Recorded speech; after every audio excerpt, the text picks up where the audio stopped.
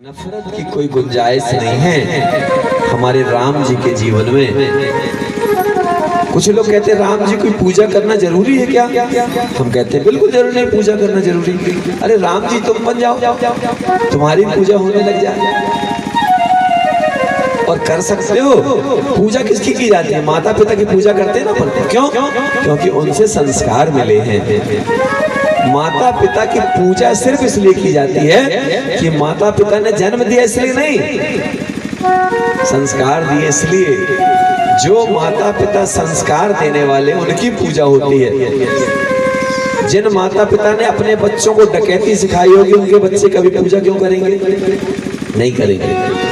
कितना भी बड़ा डाकू बन जाएगा वो क्या कहेगा? काश मेरी माँ मेरे पिता ने अच्छे संस्कार दिए होते तो मैं भी कहीं थानेदार होता।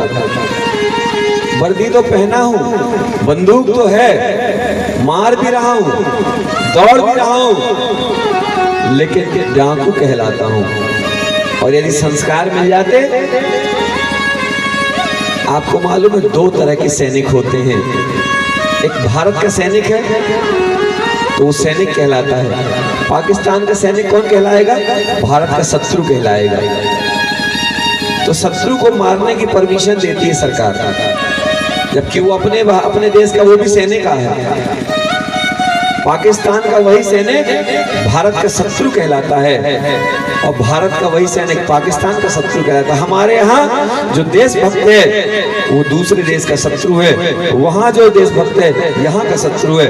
असलियत क्या है? दोनों देशभक्त हैं और दोनों एक दूसरे के शत्रु हैं। लेकिन वही नदी, हम लोग राष्ट्रगीत गाते हैं ना, पंजाब सिंध गुजरात मराठा, गाते हैं ना। पंजाब सिंध ये प्रांत हैं और बताते हैं कि अभी वहां पर जो है कोई नई रचना रची जा रही है। वहां को जो है खालिस्तान बनाया जाए, जैसे बांग्लादेश बना, पाकिस्तान निकला, उसको एक जो है खालिस्तान करके और जो है बना रहे एक नया राज्य। और नया राज्य क्या, वो नया देश जैसा हो जाएगा। कुछ दिन में जो है राज्य देश हो जाएंगे। बहुत कष्ट है। कभी पाकिस्तान जाने के लिए किसी को वीजा पासपोर्ट नहीं लगता था। कुछ दिन में ऐसा लग रहा है कि अगर उत्तर प्रदेश जाना पड़ेगा, बिहार जाना पड़ेगा तो लोगों को वीजा पासपोर्ट लेना पड़ेगा। इस समय राम जी ने पूरी यात्रा की है। तो राम जी की पूरी यात्रा ऐसी है कि उत्तर प्रदेश से दक्षिण प्रांत में भी गए वो और पैदल चलते गए। राम जी ने चाहते तो बोल सकते थे कि भैया एक रथ रख दो, 4-5 घोड़े रख दो और उसी में जो है कुछ सोने के सिक्के रख दो, लेकिन उन्होंने ऐसा नहीं किया।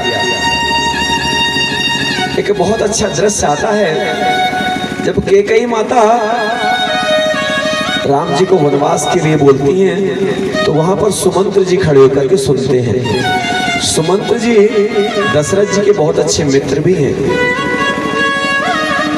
और अच्छा मित्र कौन होता है? अच्छा मित्र माना गया है जैसे बाल्टी रस्सी, दोनों को एक दूसरे पर पूरा भरोसा होता है। रस्सी को पूरा भरोसा है कि मुझे सही जगह ले जाएगी, मुझे बाल्टी, है ना। और बाल्टी को पूरा भरोसा है रस्सी पर कि मुझे बीच में छोड़ेगी नहीं। ये मित्रता की पराकाष्ठा है, मित्रता की पहचान है।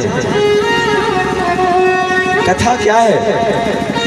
कथा राम का स्वभाव, राम का प्रभाव, राम जी से सीखा जा सके, वो है कथा।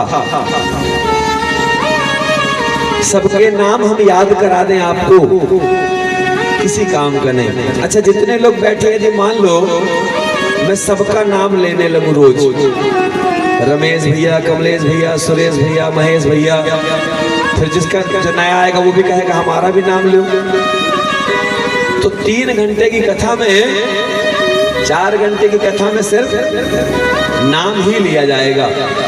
इसलिए हम कथा के मूल सिद्धांत को समझाते हैं। ध्यान रखिएगा, बहुत सारे विषयों को छोड़ना भी पड़ता है, लेकिन उस विषय को बिल्कुल नहीं छोड़ेंगे जिस विषय से हमारा जीवन बदलने वाला है, क्योंकि हम राम कथा से राम बनाने आए हैं। और हमारी माताएं देखिए, घर के काम काज छोड़ के और पूरा समय दे रही हैं। क्यों? क्योंकि ये सही में असली माता हैं जो जिनको संस्कार पसंद आते हैं। अभी हम टैक्सी में, उसमें जब बैटरी वाली गाड़ी में हम आ रहे थे, अभी हमने कहा कि कुछ माताएं हमारी ऐसी हैं जो कथा में नियमित आती हैं। आप लोगों को देख के मुझे गर्व होता है। ये हैं माताएं जिनको कथा संवाद ज्यादा आवश्यक लगता है। रोटियां तो रोज बनानी पड़ेंगी, कथा रोज नहीं मिलेगी, और कथा भी रोज मिलेगी टीवी वाली, लेकिन हृदय जागरण की कथा नहीं मिलेगी। कथा तो यूट्यूब में भी सुनी जा सकती है। अच्छा, यूट्यूब में जो भोजन दिखाया जा रहा है उससे पेट भरेगा?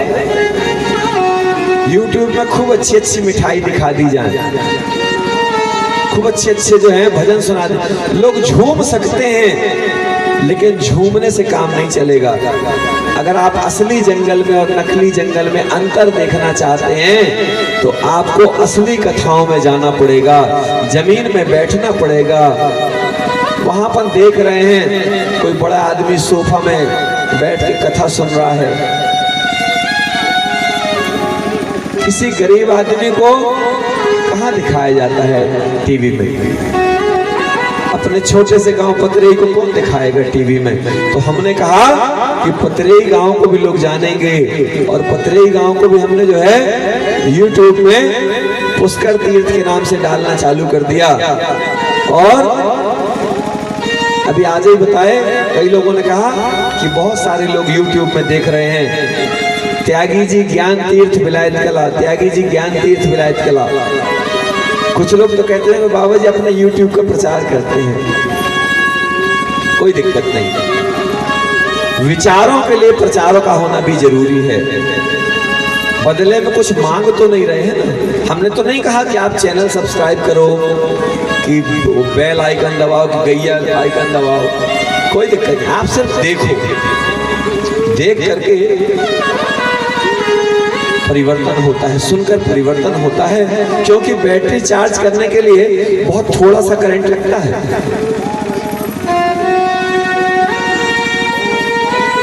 बैटरी चार्ज करने में ज्यादा करंट नहीं लगता है। और हमारे ठाकुर साहब कुंवर सिंह जी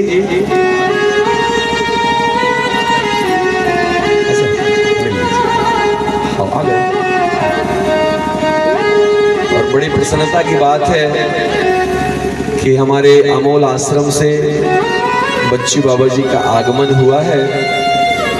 तो वैसे भी बच्चू बाबा जी यहाँ आते रहते हैं, शायद बीच में कभी जैसा संयोग बनता है।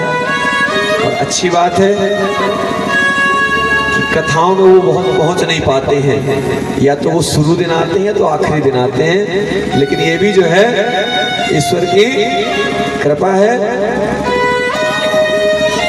कि वो कथा के बीच में पहुंच रहे हैं, कथा में उनकी उपस्थिति हो, ये भी कथा श्रोता और कथावाचक दोनों के लिए जो है उत्तम होता है। तो सुमंत्र जी कहते हैं कि केकई वैसे तो आप रानी हैं, लेकिन आप में अकल नहीं है रत्ती भर।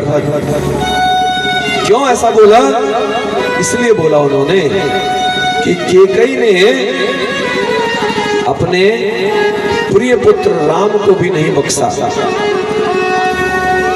और तो और राम लक्ष्मण सीता तीनों के वस्त्रों के लिए भी जो है मंथरा कपड़ा ले आई भगवा, तो बोले भगवा कपड़ा पहना दो, और भगवा कपड़ा पहनाने के लिए भी तैयार हो गए। तब जो है सुमंत्र जी को बोलना पड़ा कि कहीं तुम अपनी माँ के जैसे हो, कैकेयी की माँ थी। एक आपको जो इस पुस्तक में भी नहीं है, जो इस ग्रंथ में भी नहीं है, एक ऐसी कहानी कैकेयी की माँ की कहानी है। ध्यान से सुनना, जीवन बदलेगा। कैकेयी की माँ अपने पति के साथ में विचरण कर रही थी। अचानक जो कैकेयी के पिताजी है ना, उनको पक्षियों की आवाज सुनकर समझ जाने का गुण प्राप्त था। जब कोई पक्षी बोलता था तो वो समझ जाते थे कि ये पक्षी क्या बोल रहा है। और हंसने लगे पक्षी। जब पक्षी हंसने लगे तो जनक जी को भी हंसी आ गई। जनक जी को नहीं, कैकेयी के पिताजी को। कैकेयी के पिताजी को हंसी आ गई। तो कैकेयी की जो माँ है, उन्होंने पूछा कि आप हंस क्यों रहे अपने पति से? तो पति ने कहा कि मैं बता नहीं सकता हूँ इस बात को कि क्यों हंस रहा हूँ। बोले नहीं, बताना पड़ेगा। पत्नियां जिद करती है ना कभी कि नहीं बताना पड़ेगा। तो अगर कभी ऐसा लगे कि पतिदेव हो कोई चीज कह रहे हैं इसको मत सुनो, तो मान लेना चाहिए। कभी कभार ऐसा होता है। तो कहते हैं कि कैकेयी के जो पिताजी, उन्होंने कहा कि ये मैं तुमको नहीं बता सकता हूं। बोले क्यों? बोले अगर मैं तुमको बता दूंगा तो मुझे श्राप है, मर जाऊंगा मैं। तो कैकेयी की माँ ने कहा तुम मरते हो तो मर जाओ, लेकिन बता दो मेरे को। तो कैकेयी के पिताजी ने कहा कि मैं बताने वाला नहीं हूं, तुम नाराज होना तो हो जाओ, मैं तुमको बताने वाला नहीं हूं। ऐसी घटना सोचिए। तो बोले तुम भी जो है अपनी माँ के ऊपर गई हो, और हमारी बच्चियां ज्यादातर माँ के ऊपर ही तो जाती हैं, तो इसलिए माँ का संस्कारी होना बहुत जरूरी है। खूब संस्कार दीजिए, क्योंकि कैकेयी का सम्मान नहीं हो रहा है। आप देख रहे हैं लोगों ने उसके बाद से कभी कैकेयी नाम नहीं रखा है। कैकेयी के अलावा बाकी तो नाम सब हैं, कौशल्या, सुमित्रा, दशरथ भी है ना, सब कुछ नाम मिलेंगे। दो नाम नहीं मिलते हैं, कैकेयी और विभीषण। ये दो नाम जो है नहीं मिलते हैं। इस बात को हमको ध्यान रखना पड़ेगा कि हमारे कृत्यों से आने वाला इतिहास गड़बड़ा ना जाए। क्योंकि हमने आपको बताया ना कि आज सीखते हैं जो बच्चे, कल वही बन जाते हैं। पाप देख पापी बन जाते हैं, पुण्य से देव बनाते हैं। तो आपका बच्चा जब आपको देखेगा, जो कुछ भी करता हुआ, जो कुछ भी करता हुआ आपकी संतानें देखेंगे। अरे आपको बस नहीं, हमको भी देखकर जो लोग सीखते हैं, ठीक है ना। लोग कुत्तों को, बिल्ली को देखकर तो सीख जाते हैं, लेकिन अच्छे लोगों को देखकर क्यों नहीं सीखते हैं? क्योंकि उनमें सीखने की ललक नहीं है। सीखने की ललक होना बहुत जरूरी है। महाराज बहुत विलाप करते हैं, लेकिन कैकेयी के हृदय की जो दया है वो नष्ट हो गई है। अब कैकेयी के मन में किसी भी तरह का कोई करुणा, कोई वात्सल्य कुछ भी नहीं है। ना तो राम जी के प्रति है और ना दशरथ जी के प्रति है। किसी के प्रति पूरा का पूरा, जैसे कहते हैं ना कि जब सूख जाता है तो फिर कितना भी प्रयास किया जाए गीला नहीं हो सकता। तो इसी तरीके से अब कैकेयी के हृदय में सूखा पड़ गया है। अब चाहे पति बोले और चाहे पुत्र बोले और चाहे कोई भी बोले, अब कोई परिवर्तन हो नहीं रहा है। सोचिए, परिवर्तन का नहीं होना ये दुखदाई है, कष्टदायी है। क्योंकि परिवर्तन जब होता है, परिवर्तन के लिए जब प्रयास किया जाता है, तो वो प्रयास सफल होता है अगर सच्चे मन से। और धीरे धीरे हमारे राम जी, लक्ष्मण जी और सीता जी निकल पड़ते हैं। सुमंत्र जी ने अपने रथ में बैठाला है। दशरथ जी ने कहा लौटा कर ले आना मेरी सीता को। राम तुम भी मुझे कैद में डाल दो और वचन भंग कर दो। लेकिन उन्होंने कहा है क्या? वही बात जो रोज कहते हैं, रघुकुल रीत सदा चली आई, प्राण जाए पर वचन न जाई। ये एक अकेले रघुकुल के लिए नियम नहीं है, ये हम सबके लिए नियम है। रघुकुल की रीति तो जो है तो है। चलने लगे, सारी प्रजा दुखी है। राम ने इतना प्रेम दिया है ना, सारी प्रजा दुखी है। सिर्फ अगर कोई प्रसन्न है ना तो सिर्फ केकई और मंथरा, दो लोग। केकई को और मंथरा को दोनों को लगा कि अब चलो ये काम बढ़िया हो गया। लेकिन बड़ा कष्ट होता है निकलते समय। प्रजा ने कहा हम भी जाएंगे, अकेले लक्ष्मण जी सीता जी क्यों जाएंगे, हम भी जाएंगे। और लक्ष्मण जी सीता जी के साथ में प्रजाजन भी निकल पड़ते हैं, जाते हैं। और निषाद राज से भेंट होती है। निषाद राज से जब भेंट होती है तो निषाद राज ने अपने यहाँ रुकने के लिए प्रेरित किया है कि भगवान मैं तो आपका मित्र हूं ना, मैं तो आपका सखा हूं, तो यदि मैं आपका सखा हूं तो आप तो मेरे पास रुक सकते हैं ना। उन्होंने कहा कि मैं कहीं भी रुक नहीं सकता हूं। तो बोले मेरे घर में कुछ, बोले नहीं, मैं तो बस वन में जो कुछ भी फल मिल जाएंगे उन्हीं फलों को, उन्हीं पत्तों को, उसी जल को प्राप्त करता जाऊंगा। लक्ष्मण जी नाराज भी होते हैं, लेकिन नाराजगी से कोई फर्क नहीं पड़ता। राम जी ने कहा कि लक्ष्मण हमारे संस्कारों में नाराजगी का कोई रोल नहीं है। पिता ने जो कह दिया तो कह दिया, पिता की बात पत्थर की लकीर है।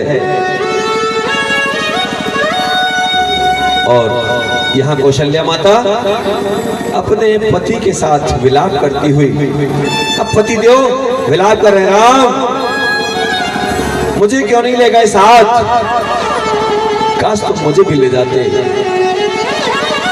राम जा चुके हैं। राम को ना तो कोई प्रसन्नता है और ना कोई दुख। क्यों नहीं है? यही होना चाहिए हमारे जीवन में, कुछ मिल जाए तो भी अच्छा और ना मिले तो भी अच्छा। क्यों? ज्यादा प्राप्त करने के चक्कर में हम लोग लोभी हो जाते हैं, कामी हो जाते हैं। काम, क्रोध, मद, लोभ, ये चार चीजें जो है बहुत नुकसानदायक है। अगर इस पर हम लोग विस्तार से बात करें तो अकेले इन चार विषयों पर ही पूरा काम हो जाएगा। उसके लिए हम लोगों को बहुत सारे विषय छोड़ने पड़ते हैं, उसका दोष भी लगता है। लेकिन अब जो है चले जा रहे हैं। निषाद राज ने उनको कुटिया में थोड़े से कुछ कांस फूल रख दिया। रात्रि हुई, रात्रि में विश्राम की तैयारी हुई तो बोले कुछ कपड़े मंगा दें, कुछ सामान मंगा दें लेटने के लिए। राम जी ने कहा नहीं, बस यही घास फूस पत्ते यही मेरे लिए काफी। लक्ष्मण जी भी रो पड़े, निषाद राज भी रो पड़े। लेकिन जो भाग्य में है, जिसके भाग्य में जो लिखा है वो तो भोगना पड़ता है। राम जी के भाग्य में भी विधि ने, और राम जी ने यहाँ पर विधि को बोला है कि विधि का लेख जो है वो मिटता नहीं है। क्योंकि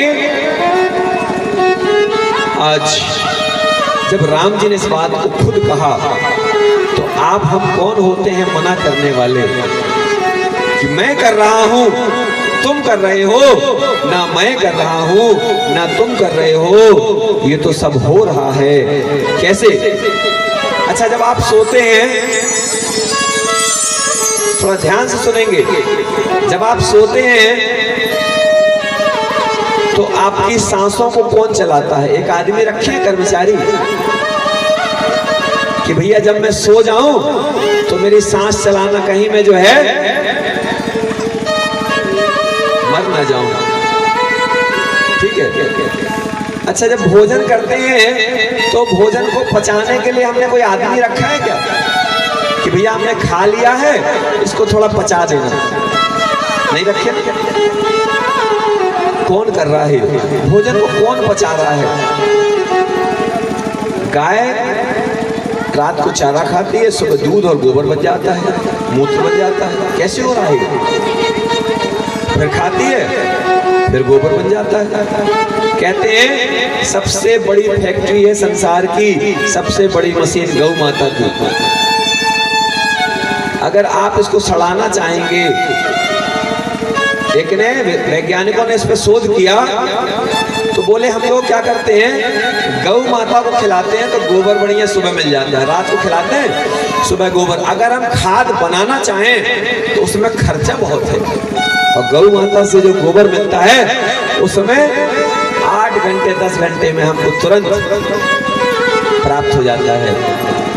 और एक चीज नहीं, गोबर भी मिलता है, गौमूत्र भी मिलता है, दूध भी मिलता है। और तो और हम लोग जब गौ माता की पीठ पर हाथ फेरते हैं तो बीमारियां भी दूर हो जाती हैं। राम जी ने ग्रामवासियों को वापस भेज दिया कि जाओ। देखो हमारे बाबूजी जो है चना चिरौंजी मूंगफली बढ़िया जो है, बोले बाबा जी को जो है एक दिन भूखे नहीं रहने देंगे हम, है ना, अच्छे बढ़िया मोटे ताजे करके भेजेंगे।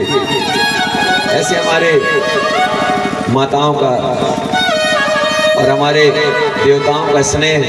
और ये देखिए पुष्प वर्षा जो है, ये हम जो है इनकी पुष्प वर्षा को इनके भाव से जो है हमने चढ़ा दिया। बोले सियावर रामचंद्र भगवान की जय।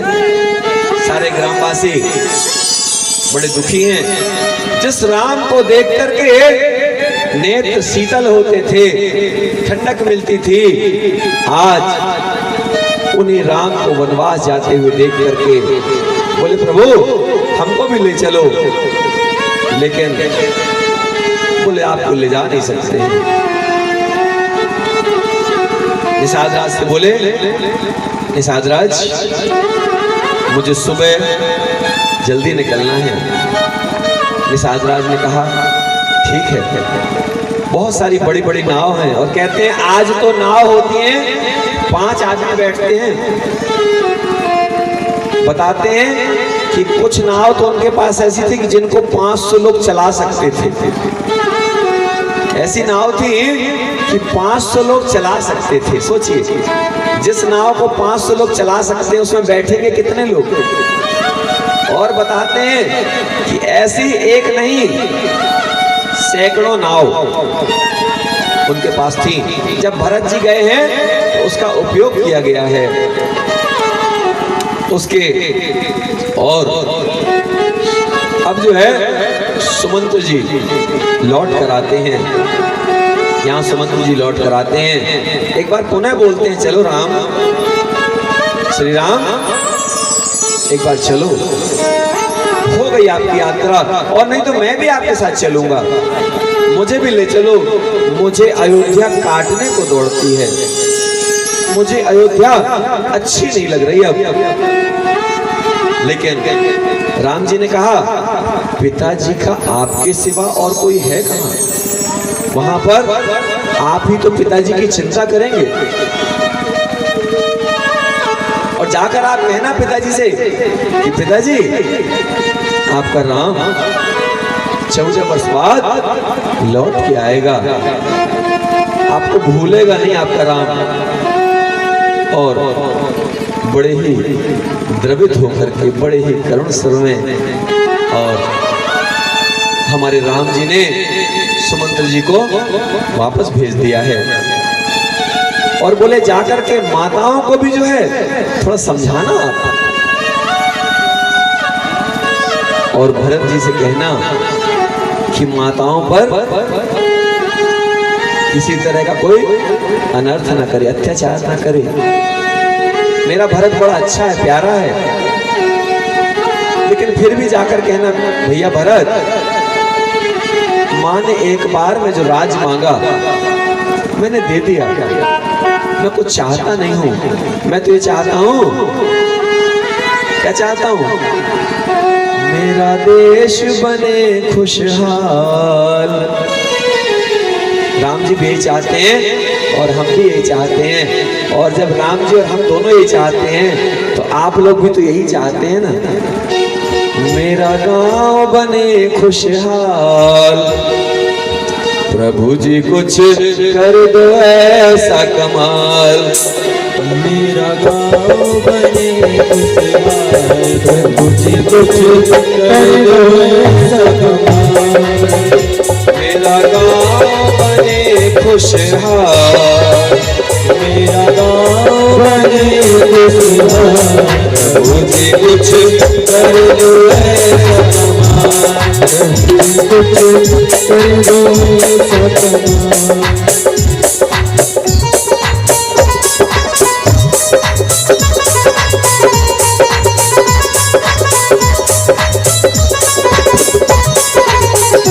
मेरा देश बने खुशहाल।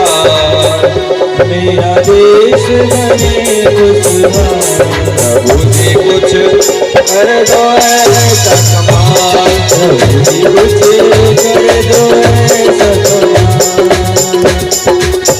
मेहनत और मजदूरी भी हो, मेहनत और मजदूरी भी हो, वरना कोई मजबूरी हो, वरना कोई मजबूरी हो। मेरा देश बने मालामाल, मेरा देश बने मालामाल। प्रभु जी कुछ कर दो ऐसा कमाल, प्रभु जी कुछ कर दो ऐसा कमाल, कुछ कर दो ऐसा कमाल, प्रभु जी कुछ कर दो ऐसा कमाल।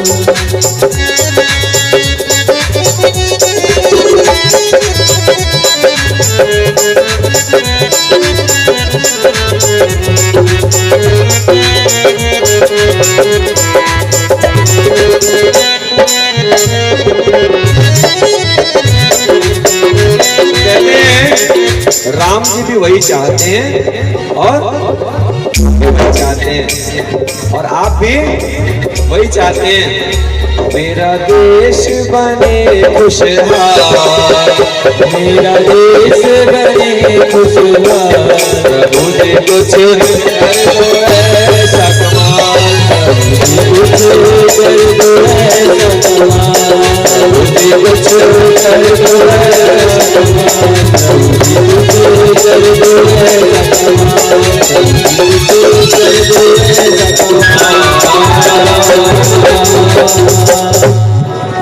वहां राम जी निकल गए, प्रजा ने देखा अब राम जी नहीं है तो वो भी लौट पड़ी, रोने लगी प्रजा हमारी।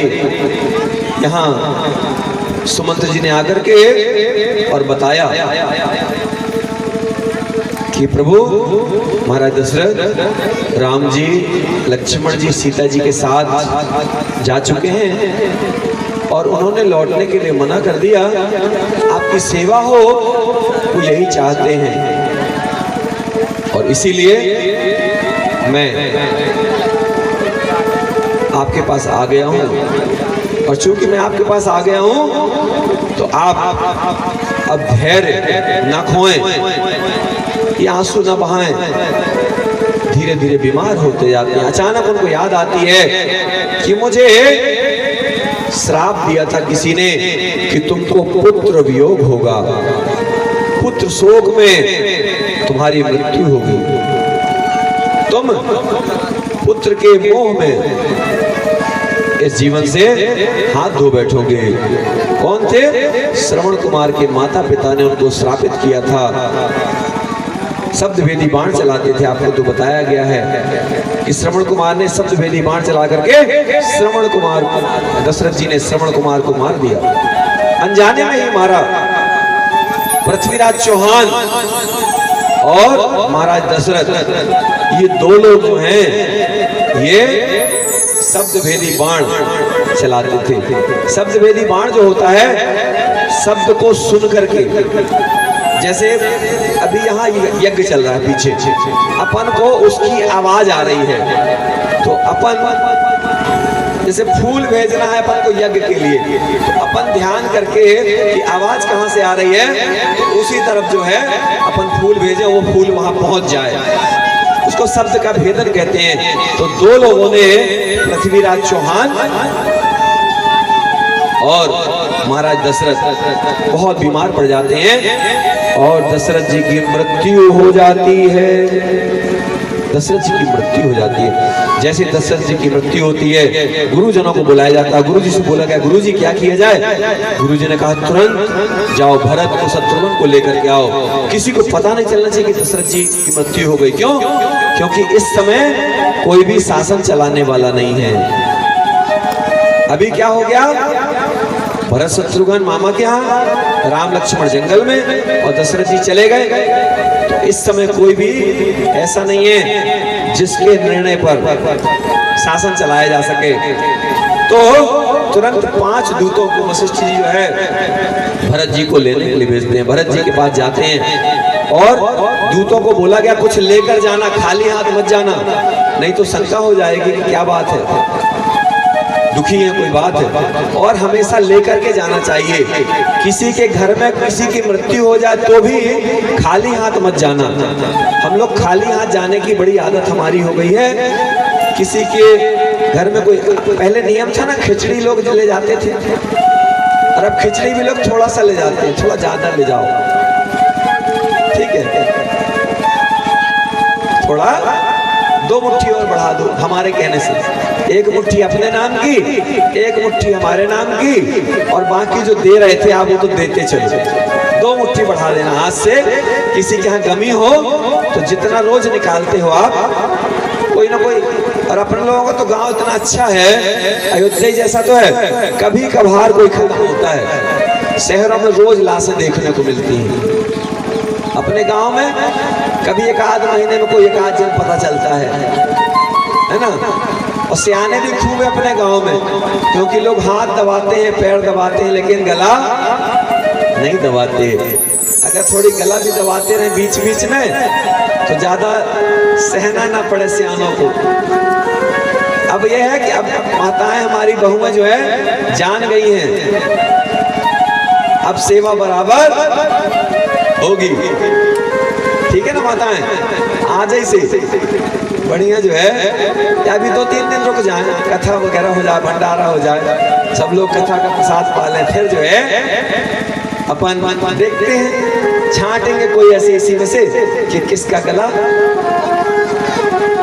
नहीं दबाना है ना, किसी का गला नहीं दबाना है। सबको खूब प्रेम दीजिए, सास ससुर की खूब सेवा करिए, और अगर नाराज भी हो सास ससुर तो भी उनके पैरों को जरूर छुए रोज।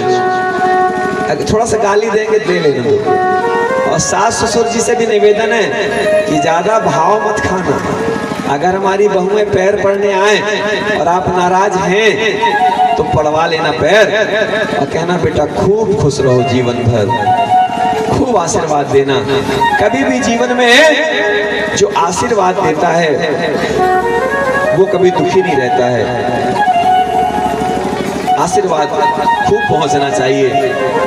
और अगर सास ससुर से गलती भी हो किसी तरह की, सियाने हैं, थोड़ी बोलने की आदत पड़ जाती है, तो बेटा आप हमारी बेटा भी हो, बहू भी हो और माँ भी हो, तो इस नाते आपसे निवेदन करते हैं कि अगर कभी सास ससुर से कोई भूल भी होती है तो थोड़ा आदत डालना, क्योंकि आपने क्षमा करने की आदत डाल ली तो आपको भी क्षमा किया जाएगा।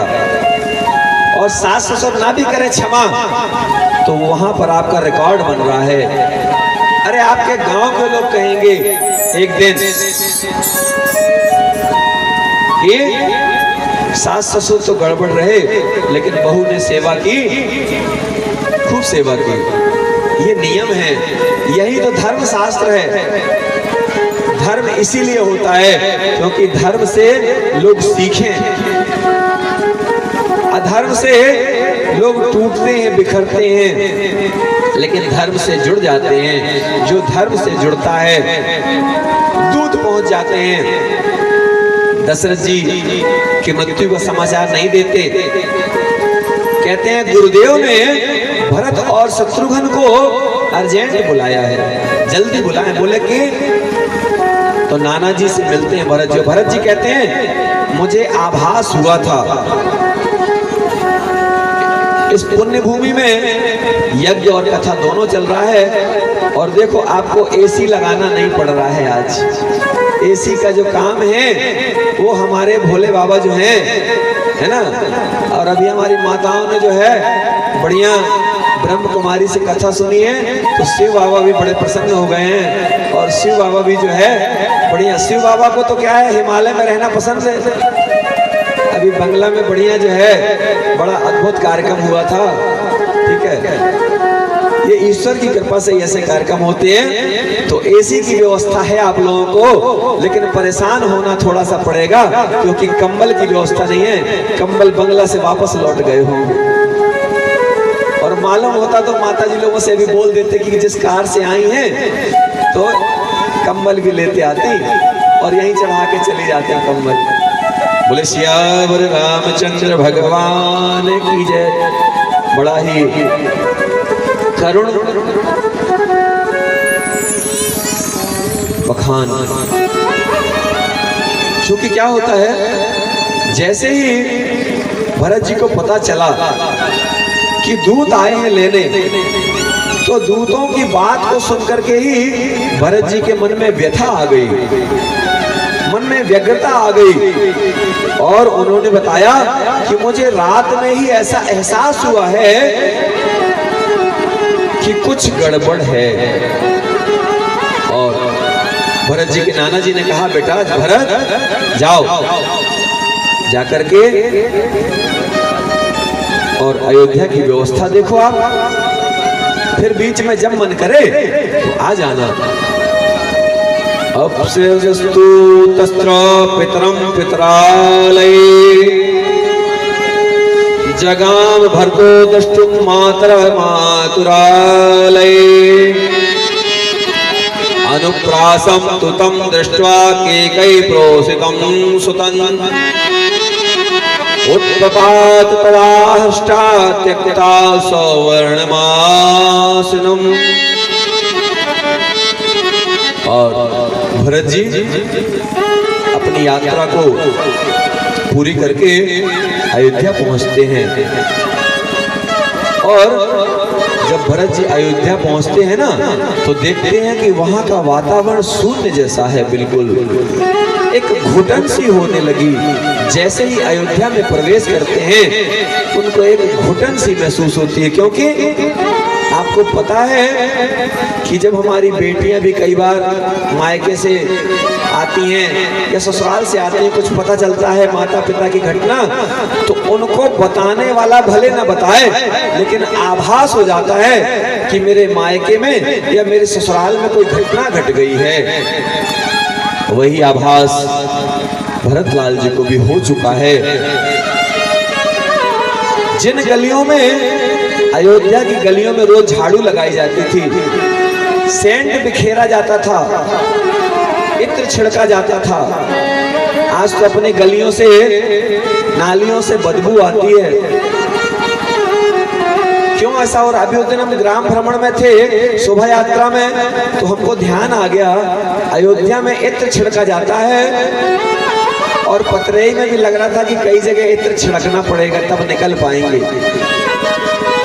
ऐसा ठीक नहीं है। हर व्यक्ति अपने घर के बाहर सफाई कर ले, किसी का इंतजार मत करिए। अच्छा, जब भोजन करना होता है तो किसी का इंतजार करते हैं क्या आप? किसी का इंतजार नहीं करते हैं, पकाते हैं खुद और खाते हैं। मनुष्य के पास दो काम ऐसे हैं जिसके लिए वो चाहे तो कभी नौकर ना रखे। पहला, भोजन कराने के लिए। भोजन कराने के लिए कभी कोई नौकर रखता है? कोई नौकर नहीं रखता, चाहे कितना भी बड़ा आदमी हो। भोजन कराने के लिए नौकर लोग नहीं रखते। दूसरा, मल मूत्र त्याग करने के बाद में शौच क्रिया करने के लिए। आज तक कोई भी कितना भी बड़ा आदमी है उसने कभी ये नहीं कहा कि एक नौकर सोचने के लिए भी रखो, कभी नहीं रखते। सुनने में कुछ बातें थोड़ा अटपटी लग सकती हैं, लेकिन सत्य यही है। कितना भी धनवान हो जाएं आप, लेकिन आप भोजन करने के लिए नौकर नहीं रखेंगे। भोजन बनाने के लिए रख सकते हैं, बर्तन मांजने के लिए रख सकते हैं। एक मशीन आई भोजन कराने वाली, और वो मशीन को जो है उसमें एक बर्तन में रख दिया जाता है और वो धीरे धीरे लाइट से चलती है। अचानक करंट तेज हो गया तो जो खाने वाला, जैसे फुल्की खिलाते हैं ना वो, तो कुछ फुल्की वाले जल्दी जल्दी देते हैं, है ना। हम भी जब गृहस्थ जीवन में तो फुल्की खाए हैं तो इसलिए मालूम है, ठीक है। अब आप लोग खिलाए नहीं तो क्या करें, ठीक है। तो जो फुल्की खिलाने वाला है वो जल्दी जल्दी खिलाने लगता है, तो क्या बोलते हैं खाने वाले, थोड़ी आराम से भैया, है ना। ऐसे वो मशीन आई है जो, तो मशीन का करंट बढ़ गया तो वो चबा नहीं पा रहा है, मशीन लाके फिर से चम्मच उसके मुंह में लगा देती है। उसका एक वीडियो देखा हमने मोबाइल में, देखा हमने, और उसके दांत आंट सब टूट जाते हैं। चम्मच फास्ट काम करती है, मशीन चल रही, चम्मच आई और वो चबा नहीं पाया तो चम्मच ने जब तक कौर मुंह में डालना था तो दांत में चोट मारी तो दांत टूट गए। बेचारा जो है 5 मिनट खाना खाने मशीन के चक्कर में। अभी हमने कल आपसे बताया था कि फ्रिज, कूलर, एसी, इनसे थोड़ा परहेज करना चाहिए। उपयोग करें, उपयोग बना ही है उपयोग करने के लिए, लेकिन परहेज के साथ में होना चाहिए उपयोग। जो परहेज साथ में करते हैं, जैसे खिचड़ी तो खाना है लेकिन खिचड़ी नहीं खाना है, ठीक है। कि बिल्कुल जो है सुबह से शाम तक जो है 5-6 साल से जो है हम लोगों के लिए छूट है, हम लोगों को खिचड़ी खाने की ही छूट है। हम लोगों को मलाई खाना जो है डॉक्टर मना नहीं किया, खुद को मना करना पड़ता है कि भैया ना खाएंगे, और खाएंगे भी तो कभी कभार खाएंगे, ठीक है ना। तो ये स्वयं से परहेज करने पड़ते हैं डॉक्टर के बोलने के पहले। अब हम लोगों को कोई बीमारी नहीं है लेकिन फिर भी जबरदस्ती उपासी रहो, कोई बीमारी नहीं है। और उपास से ध्यान आया कि अभी आज हम लोगों ने जो है थोड़ी सी चलते समय लाई खा ली है, बढ़िया, ठीक है। चलते समय थोड़ी सी लाई खा के और चल दिए। इस बात की बिल्कुल चिंता नहीं है कि अभी 4 घंटे जो है वहां पर आपके साथ में निकलेंगे, लेकिन मालूम है कि जब आपके साथ में जो समय जाएगा तो आप लोग जो कुछ भी खा पी के आए होंगे उसकी ऊर्जा हमारे पास तक पहुंचेगी और हम जो है उसका सेवन कर लेंगे। तो अच्छा, कोई हमको देख के लगे कि हम सवेरे से व्रत हैं, नहीं लगेगा ना, लगना ही नहीं चाहिए। और हमारे बंगला वाले ठाकुर साहब भी आज व्रत हैं सवेरे से, बढ़िया, ठीक है ना। लाई खाए बढ़िया, आप लोग खाए हैं मलाई और हम लोग खा के आए हैं लाई। और माता जी हमारी जो हमारे लिए फूल लेके आई, ठीक है। बोले सियावर रामचंद्र भगवान की जय। बड़े ही दुखी हैं भरतलाल जी। जैसे उनको पता चलता है कि मेरी माँ ने षड्यंत्र रचा है, वही सच्चा पुत्र होता है जो गलत में गलत कह सके, माँ को भी पिता को भी। जो लोग गलत में भी गलत नहीं कह पाते, थोड़ा प्रयास करना चाहिए। क्योंकि भरत जी जबकि सबसे सीधे साधे हैं, उनके मन में किसी के प्रति कोई छल कपट नहीं रखती भर भी। लेकिन क्या बोलते हैं भरत जी, अरे ऐसा कौन सा रोग हो गया मेरे पिताजी को जो इतनी जल्दी मृत्यु हो गई। कहते हैं अम्ब के नात्याद राजा व्याधिनो मयन्नागते धन्या रामादय सर्वे यही पिता संकता स्वयं। महाराज को ऐसा कौन सा रोग हो गया जिससे वे मेरे आने के पहले ही चल बसे। नम नूनम मां महाराजा प्राप्तम जानाति कीर्तिमान उपजेत तुम मां मूर्गं ताता सन्नाम सत्वरम। निश्चय ही मेरे पूज्य पिताजी महाराज जो हैं उनको यहाँ आने का कुछ पता नहीं था मेरे। बड़ा ही केकई भी कहती है बेटा ये तो चलता रहता है, कोई जन्म लेता है, किसी की मृत्यु होती है, इसमें ज्यादा परेशान ना हो। अच्छा तो बोले राम जी तो रहे होंगे ना घर में, मेरे राम भैया नहीं दिख रहे हैं, राम भैया कहाँ गए। तो बोले वो वनवास चले गए हैं। राम भैया वनवास क्यों चले गए। मेरे राम भैया को वनवास किसने भेज दिया। बोले तुमको अयोध्या का राजा बनना है, अब बहुत आंसू बहाने की जरूरत नहीं है, अपने आप को नियंत्रण में रखो, संस्कार करो, कल से तुमको दशरथ जी के स्थान पर राजा बनकर बैठो। बोले माँ तुमको तो मुझे माँ कहने में भी लज्जा आ रही है। और उसके बाद कहते हैं कि तुमको मैं माँ कहूं,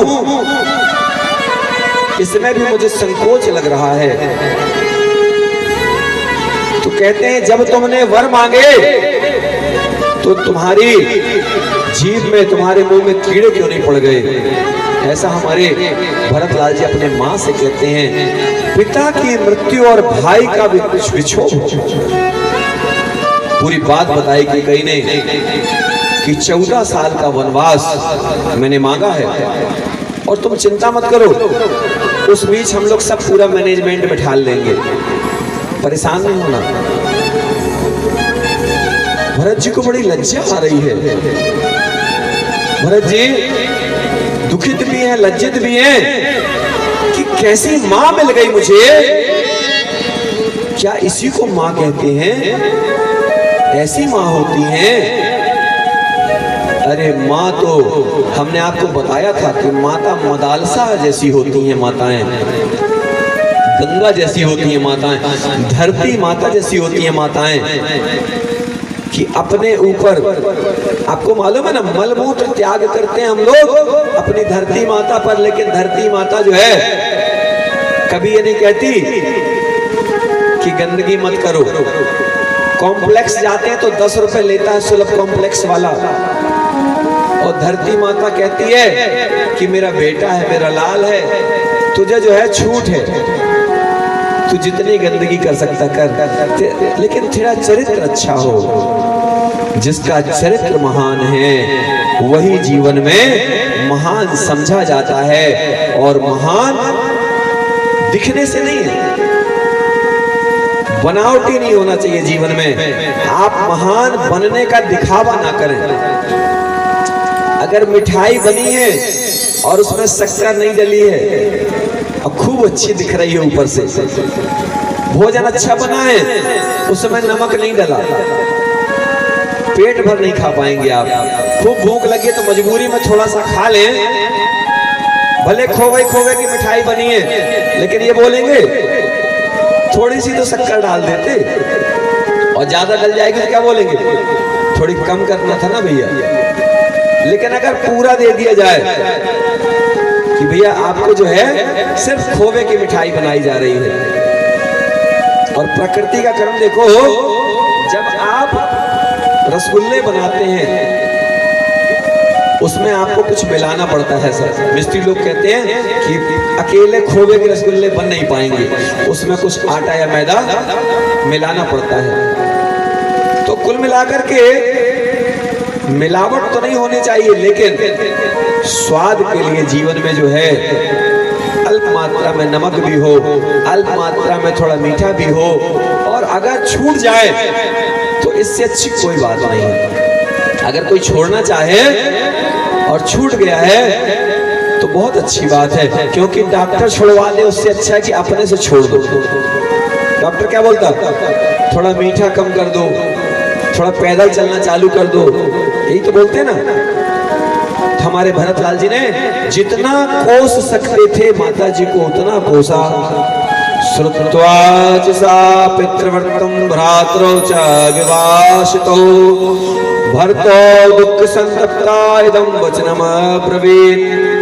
पिता के परलोकवास और दोनों भाइयों के वनवास का समाचार सुनकर भरत जो हैं दुख से संतप्त हो गए हैं।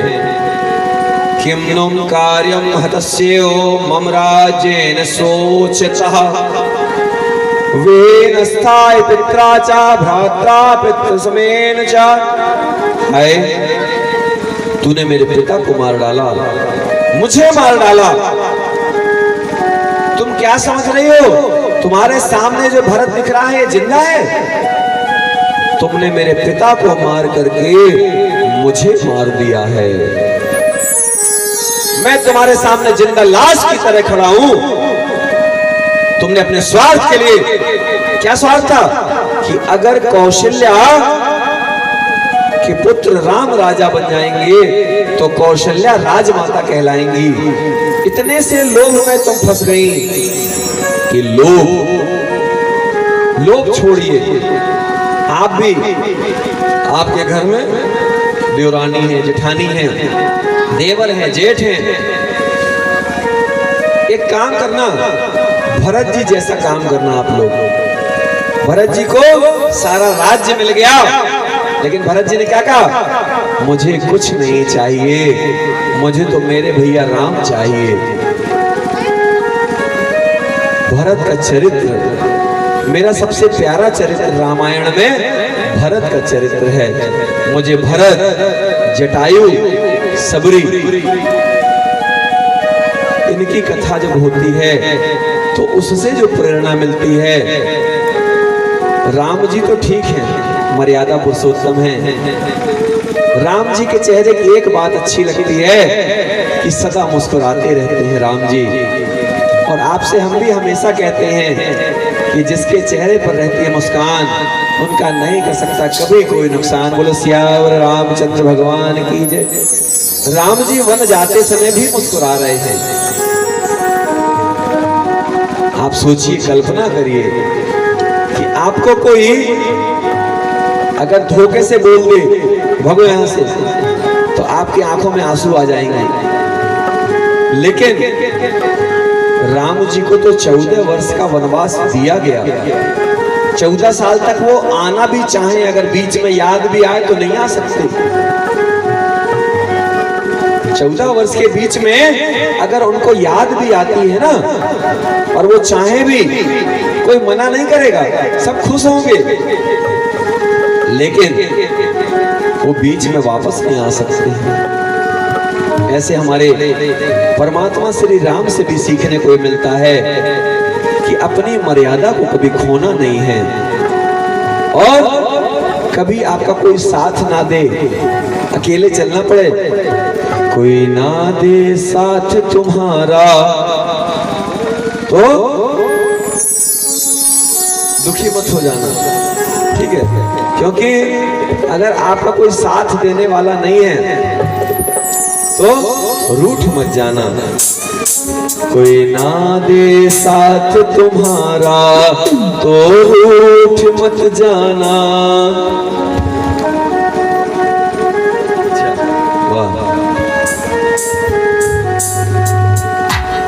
शब्दों से उसके अर्थ निकलने चाहिए। हम लोग ऐसे गीत गाने लगे आजकल कि गाना खत्म हो गया, बोले क्या बोला गया गाने में कुछ पता ही नहीं चला। और देखो हमने गाना नहीं गाया, बिना गाना गाए हमारे गाने ने पूरी बात कर दी। अगर हम आगे नहीं भी गाएं तो हमारे गाने ने अपनी पूरी बात कर दी। सही है ना? ये होना चाहिए शब्दों की ऊर्जा। इसीलिए कम शब्द में ज्यादा काम। आज लोगों के पास समय नहीं है, और अगर समय नहीं है तो हमको ध्यान रखना पड़ेगा। क्या? कोई ना दे साथ तुम्हारा तो टूट मत जाना। तुम्हारा तो टूट मत जाना। कोई ना दे साथ तुम्हारा तो रूठ मत जाना। कोई ना दे साथ तुम्हारा तो रूठ मत जाना। कोई ना दे साथ तुम्हारा तो रूठ मत जाना। कोई ना दे साथ तुम्हारा तो रूठ मत जाना। अरे रूठ मत जाना और टूट मत जाना। अरे रूठ मत जाना, अरे टूट मत जाना। कोई ना दे साथ तुम्हारा तो टूट मत जाना। कोई ना दे साथ तुम्हारा तो टूट मत जाना। कोई ना दे साथ तुम्हारा तो रूठ मत जाना। कोई ना दे साथ तुम्हारा तो रूठ मत जाना। तो रूठ मत जाना। रूठ मत जाना। ये रूठने मनाने वाला काम ठीक नहीं। कोई नहीं मनाने आएगा इस संसार में। सब अपने स्वार्थ के लिए लगे हुए हैं। और मालूम है, अगर आपको लग रहा है कि दुनिया स्वार्थी है तो पहले स्वार्थी तो हम हैं, क्योंकि हम भी तो उससे स्वार्थ के लिए लगे हैं ना। हमारा कोई स्वार्थ नहीं है तो हमको सामने वाला स्वार्थी नहीं दिखेगा। हम उससे उम्मीद कर रहे हैं ना। एक मंत्र और देते हैं आपको आज। एक तो मंत्र आपको दिया कि कोई ना दे साथ तुम्हारा तो टूट मत जाना। और आप लोगों ने इतना बड़ा काम क्यों कर लिया मालूम? इसीलिए कर लिया कि कोई साथ नहीं दिया तो आप टूटे नहीं, आप रूठे नहीं। और इसके बाद भी प्रकृति ने आपको कहा, लो तुम जैसा सोचते थे उससे ज्यादा, उससे अच्छा ईश्वर ने स्वयं आकर के आपके यहाँ कार्यक्रम को संपन्न किया। ये किसकी कृपा है?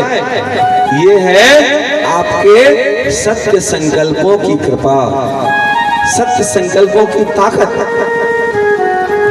सत्य संकल्प बड़ा काम करते हैं, ध्यान रखना। पेड़ सत्य संकल्प के भरोसे जीवन भर खड़ा रहता है। अच्छा, पेड़ को कभी किसी ने कुर्सी दी बैठने के लिए कि भैया बैठ जाओ थोड़ी? जिसके यहाँ खूब कुर्सी है वो भी कुर्सी नहीं देता होगा पेड़ को कि बैठ जाए, क्योंकि पेड़ बैठ जाएगा तो संसार की हरियाली नष्ट हो जाएगी। पेड़ को जिस दिन झुकाया जाता है, तोड़ा जाता है, उस दिन पेड़ जो है हरियाली से मुक्त हो जाता है। यही बात हमको ध्यान रखना। और हमारे भरत लाल जी जो हैं उन्होंने खूब रोष प्रकट किया। और क्या कहते हैं? कौशल्या के सामने भरत जी जो हैं शपथ लेते हैं, दीर्घ कालात् समुत्थायं संज्ञा लब्ध्वा सवीर्यवान् नेत्राभ्याम अश्रुपूर्णाभ्याम दीनामुदीक्ष्य मातरम् सोमात्मध्ये भर्तो जनीम अभ्यकोत्सयत्।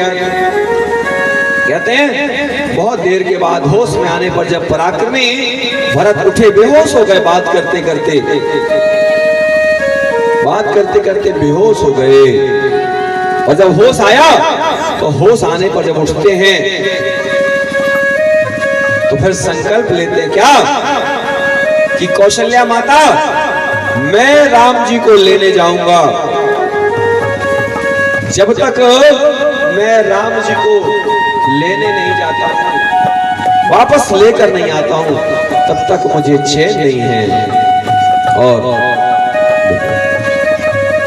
बच्चियां पैर ना पड़ा करें बेटा, कष्ट होता है ना। हमारी देवी, हम तो आपको मातृ स्वरूप लेते हैं, हम तो बारंबार इसलिए आपको कई बार प्रणाम करते हैं, ठीक है। एक वो स्नेह होता है, एक मर्यादा होती है, इसलिए पैर छुड़वा लेते हैं। और नहीं तो आप लोग जब पैर छूते हैं तो मुझे लगता है कि मैं आपके सामने झुका रहा हूँ, मेरे कोई पैर पड़े, मुझे कोई बहुत ऐसा नहीं लगता है, क्योंकि मैं तो आपको अपनी माँ के रूप में, अपने देवता के रूप में देखता हूँ। तो मुझे कभी ऐसा नहीं लगता है कि मेरे सामने कोई झुके। और आपने देखा होगा कि मेरे दोनों हाथ हमेशा बंधे रहते हैं।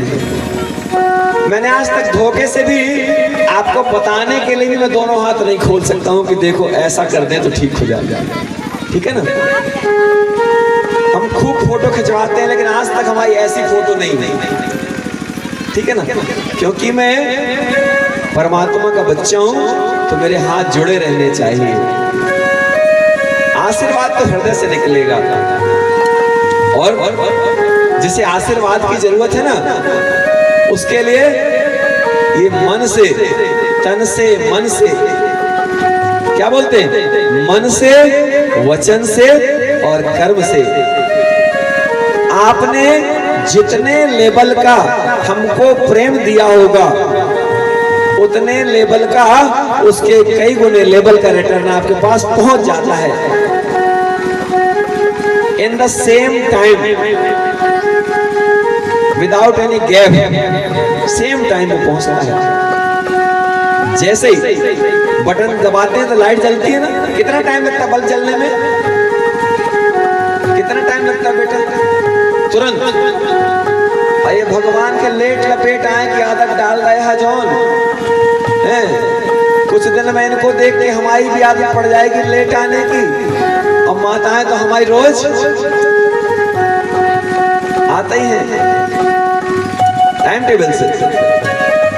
अब जो माताएं आती हैं टाइम टेबल से, उनको सबको पता है। अब हमारे देवता लोग भी हैं, ये भी कहते हैं थोड़ा 10 मिनट रुक के चलते हैं, अभी तो माताएं नहीं आई होंगी, ठीक है। तो थोड़ा याद रखिए, विलंब नहीं होना चाहिए। हमने क्या बताया आपको, सबसे पहले पहुंचना है। आपको हमारे पहुंचने से पहले पहुंचना चाहिए। हमारे मतलब जहां भी कथा चल रही हो। और एक बात और याद रखिए कि जहां भी कथा चले जरूर पहुंचिए। और हम तो एक निवेदन और करेंगे कि अगर हमारी कथा कहीं आसपास चले तो उसमें भी आप लोग दर्शन देते रहना, हम खबर करते रहेंगे, है ना। आप लोगों के दर्शन से हमको बड़ी ऊर्जा मिलती है। पतरेई गांव के आसपास की जो जनता है, पतरेई गांव के लोग हैं, बहुत ही पवित्र हैं। और देखो, फूल में कांटे भी होते हैं। अगर कोई थोड़ा बहुत 19-20 है तो ज्यादा ध्यान रखने की जरूरत है। आप स्वयं को देखें। अगर मैं मुस्कुराऊंगा तो मुझे भरोसा है कि मेरी मुस्कुराहट देखकर 1000 लोग मुस्कुराएंगे, तो क्यों ना मैं मुस्कुराता रहूं, ठीक है। अरे बिना कारण के मुस्कुराइए ना, क्या लगता है कितने पैसे लगते हैं। और हमने तो आपको पूरी अनुमति दी है कि इस पंडाल में तो आप हंस सकते हैं, रास्ते पे नहीं हंसना है ना। हमारी बेटियों से भी निवेदन है कि बेटियां हमारी रास्ते में किसी को देखकर ना मुस्कुराएं, ना हंसे, कोई दिक्कत नहीं। क्यों? ये दुनिया बड़ी जालिम है, जीने नहीं देती है। कहेगी उनकी बिटिया आज हमको देखकर मुस्कुरा रही थी, या उनकी बहू हमको देखकर मुस्कुरा रही थी। लेकिन यहाँ आपको पूरी छूट है, क्योंकि यहाँ आपका जो नाता है वो परमात्मा के साथ है। यहाँ आप त्यागी जी को देखकर नहीं मुस्कुरा रहे हैं, यहाँ तो आप परमात्मा की संतान के साथ में बैठे हुए हैं। वही आप हैं, वही आत्मा आप हैं, वही आत्मा मैं हूँ, ठीक है ना। पानी की एक एक बूंद मिलकर समुद्र बन जाता है ना। हम लोग सब लोग मिलकर के भीड़ का हिस्सा बन गए और वही भीड़ दरबार कहलाता है। और जब ये सच्चा दरबार माँ का दरबार बन जाता है ना, हमारी माताएं जहां पहुंच जाएं, अरे एक देवी के होने से दिव्य दरबार होता है, तो यहाँ तो ये महादिव्य दरबार लगा हुआ है जहां हमारी माताएं ही माताएं हैं और देवता भी कुछ कम नहीं है। ठीक है, कोई स्वयं को कमजोर ना माने। हमारे भरतलाल जी राम जी को लेने के लिए गुरुजी से कहते हैं, गुरुजी मैं तो जाऊंगा, पूछ नहीं रहा हूं, बता रहा हूं कि मैं जाऊंगा लेने। अगर कोई ये सोचे कि मैं आपसे अनुमति मांग रहा हूं तो अब मुझे अनुमति की आवश्यकता नहीं है, क्योंकि जो मेरा दृढ़ निश्चय है, पूछूंगा तो पूछ लगेगी। इसलिए कहते हैं कि बढ़िया सारा संस्कार करने के बाद और हमारे भरतलाल जी जो हैं, कहते हैं भरत जी जो हैं, पिता के श्राद्ध में ब्राह्मणों को खूब धन दिया जाता है। देखिए हमारे वाल्मीकि जी ने बताया कि भरत जी ने अपने पिताजी का जब श्राद्ध कर्म किया तो ब्राह्मणों को खूब दान पुण्य किया। ब्राह्मण कौन है? जो अपने कर्मों से विचलित ना हो। भीख मांगने वाले को ब्राह्मण नहीं कहना चाहिए, दान तो देना चाहिए सबको, ठीक है, क्योंकि ज्ञान दान जो आपको कुछ देना चाहे। एक बार एक बड़ी अच्छी बात याद आती है, आप लोगों ने भी सुनी होगी। एक व्यक्ति भीख मांगता था। आजकल मोबाइल का टीवी का भी जमाना है, तो आपने मोबाइल में टीवी में भी सुना होगा, देखा होगा।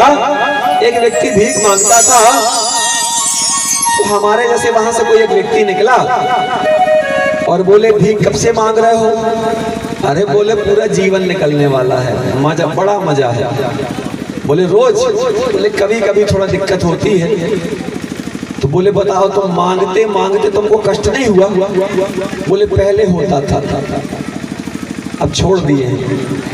कष्ट जो है पहले होता था, अब कष्ट को भी हम छोड़ दिए हैं। तो बोले अब क्या होता है? बोले अब लाज शर्म सब बेच खाए। अब तो बैठते हो कहते हैं दे दे बाबा के नाम पे।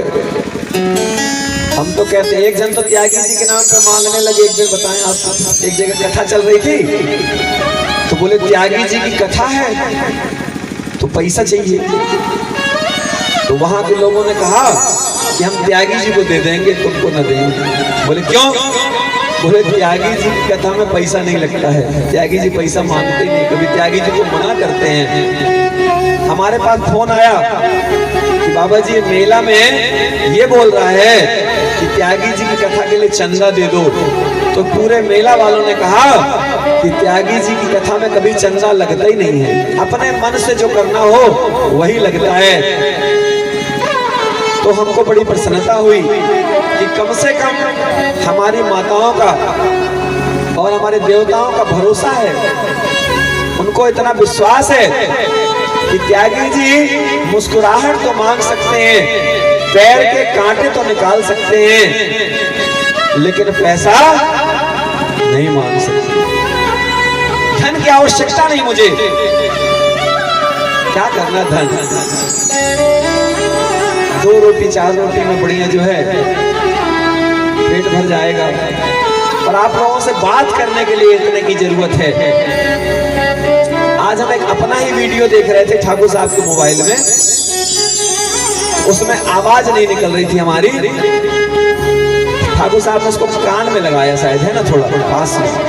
हमने कहा ये जब गंगा जल पीते थे तब का वीडियो है, आवाज नहीं निकल रही थी, फिर भी ज्ञान देने में नहीं चूक रहे थे। नहीं कि शांत होकर बैठ जाए थोड़ी, ठीक है।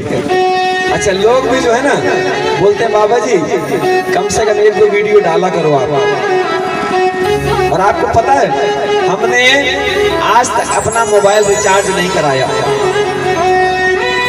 जो बाहर रहते, बंबई में, दिल्ली में, कलकत्ता में, वो लोग रिचार्ज कराते हैं। और रिचार्ज कब कराते हैं पता है? जैसे ही मैसेज जाना बंद हुआ, हम क्योंकि खूब मोबाइल चलाते हैं, ठीक है ना।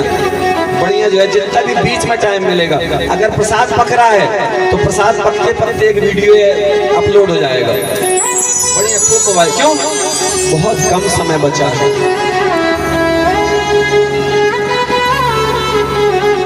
अगर हम मोबाइल को चार्जिंग से निकालते हैं और प्रसाद वाले कमरे जाते तक हमारा एक कोई ना कोई वीडियो अपलोड हो जाता है। मतलब चार्जिंग से निकाले और वीडियो को YouTube में सेट की और अपलोड करके टच दबाए और आगे काम पे लग गए। ये इसलिए बता रहे हैं समय का नियोजन। अभी आज कपड़े धुलना था, हमने कहा आप लोगों को साफ साफ कपड़े देख के हमारी भी इच्छा होती है कि हम भी साफ कपड़े पहने, तो हमने कहा आज हम भी बढ़िया कपड़े धुलते हैं। तो बढ़िया धोती को जो है उसमें डाले निरमा में, हमको 1 महीने में मालूम कितना निरमा लगता है। विश्वास नहीं करोगे आप, बता दें आप लोगों को उतना ही लगाना पड़ेगा। थोड़ी थोड़ी लगा लेते हो आप लोग, इतने से काम करते हो। हमको 1 महीने में 10 रुपए लगता है निरमे का खर्चा, पूरा 10 रुपए लगता है 1 महीने में। इससे कम में काम नहीं हो पाता है, ठीक है। आप लोगों का जो है 2-3 रुपए में काम हो जाता है, अरे रोज का, है ना। इन सब खर्चों को भी कम करना पड़ेगा। बताने का कारण यही है, मुझे कपड़ा धुलने की और बर्तन मांजने की बात बताने की आवश्यकता नहीं, लेकिन बताने की आवश्यकता इसलिए, और जितनी देर हमने निरमा में कपड़े को डाला उतनी देर जाकर के हमने जो है थोड़ी सी लाई रखी थी तो उसको कढ़ाई में भूंज लिया, तो निरमा में वो कपड़ा भी जो है थोड़ा फूल जाएगा। और इसके बाद गए तो धुल लिए, तो जब तक वो लाई थोड़ा ठंडी हो गई और बगरा के आए कपड़ा, और हमने कहा चलो भगवान जी लाई प्रसाद आज जो हो जाए बढ़िया। तो जितने लोग थे सब लोग प्रसाद पाए। तो ये आपकी जरूरतें कम हो। भरत जी जैसे राजकुमार नंदीग्राम में जाकर के और एक तपस्वी का जीवन जी रहे हैं। ईश्वर कृपा से हमारे पास भी धन संपत्ति मान सम्मान सब कुछ था, है, किसी चीज की कोई कमी नहीं है। परमात्मा ने करोड़ों रुपए की संपत्ति दी, ठीक है ना। जब हम जूते पहनते थे तो 10,000 रुपये के जूता पहनते थे, ठीक है ना। और छूटा तो ऐसा छूटा, अब यदि कोई बोले कि बाबा जी 10 रुपये वाला पहन लो, तो बोले नहीं भैया किसी और के काम आएगा 10 रुपये। ये जीवन ऐसा बदलता है, और ये ईश्वर की कृपा से ही संभव हो पाता है, हमारे बस की बात नहीं। कौन चाहता है, और वो तो हम यहाँ आते हैं तब थोड़ा जो है ये मुकुट लगा के आते हैं, आपसे बताए हैं, और नहीं तो बढ़िया जो है ऐसे ही चलता रहता है, क्या करना है। लेकिन यहाँ लगता भैया सब कोई सच के आए हैं, तो मैं भी जो है सजा रहूं जिससे सजा ना मिलने पाए। बोले सियावर रामचंद्र भगवान की जय। क्योंकि साबुन तेल मंजन बस हमको लगाना नहीं है, क्योंकि परमात्मा ने वैसे चमका दिया है, ठीक है ना। साबुन तेल मंजन ब्रश कुछ नहीं। कपड़े धुलने के लिए सिर्फ इसलिए कि बाहर निकलते हैं तो थोड़ा जो है चिकनाई भी लग जाती है कई बार कपड़ों में, इसलिए निरमा 10 रुपए का महीने में उपयोग कर लेते हैं। अगर आप लोग कहोगे तो भाई बंद कर देंगे, नाराज हो तो, ठीक है। खूब धन बांटते हैं भरत जी। क्यों बांटा भरत जी ने धन? क्योंकि उनके पास में है, और है तो बांटना चाहिए। और बांटना किसको चाहिए? योग्य लोगों को। भूखे को भोजन, प्यासे को पानी, और जय मां भद्रकाली महारानी जो भूखे को भोजन कराता है, उससे सवाल जवाब मत करिए। भूखे व्यक्ति को भोजन करा दो, प्यासे को पानी दे दो। और हमने आपसे निवेदन किया था थोड़ा नींबू थोड़ा शक्कर घोल के दे देना। अगर आप अपने लिए भी बचा के रखे हो ना नींबू शक्कर, तो वो भी पिला दो, कोई दिक्कत नहीं। घर में नींबू के पेड़ लगे होंगे, नहीं लगे तो घरों में पेड़ नींबू के लगाना चाहिए। आंवला आंवला, नींबू, तुलसी, नीम, ठीक है ना, ये जो है ये पेड़ हमारे घरों में होने चाहिए। वो एक लखबीर सिंह लखा है, उन्होंने एक भजन गाया है, जिसके आंगन में तुलसी द्वारे नीम रहे, है ना भैया। वो जो है उसके पास से कहते हैं कि जो नीम होती है वो दूर रहते हैं। बोले लक्ष्मी माता की जय, सरस्वती माता की जय, हमारी माताओं की जय, सभी देवताओं की जय हो।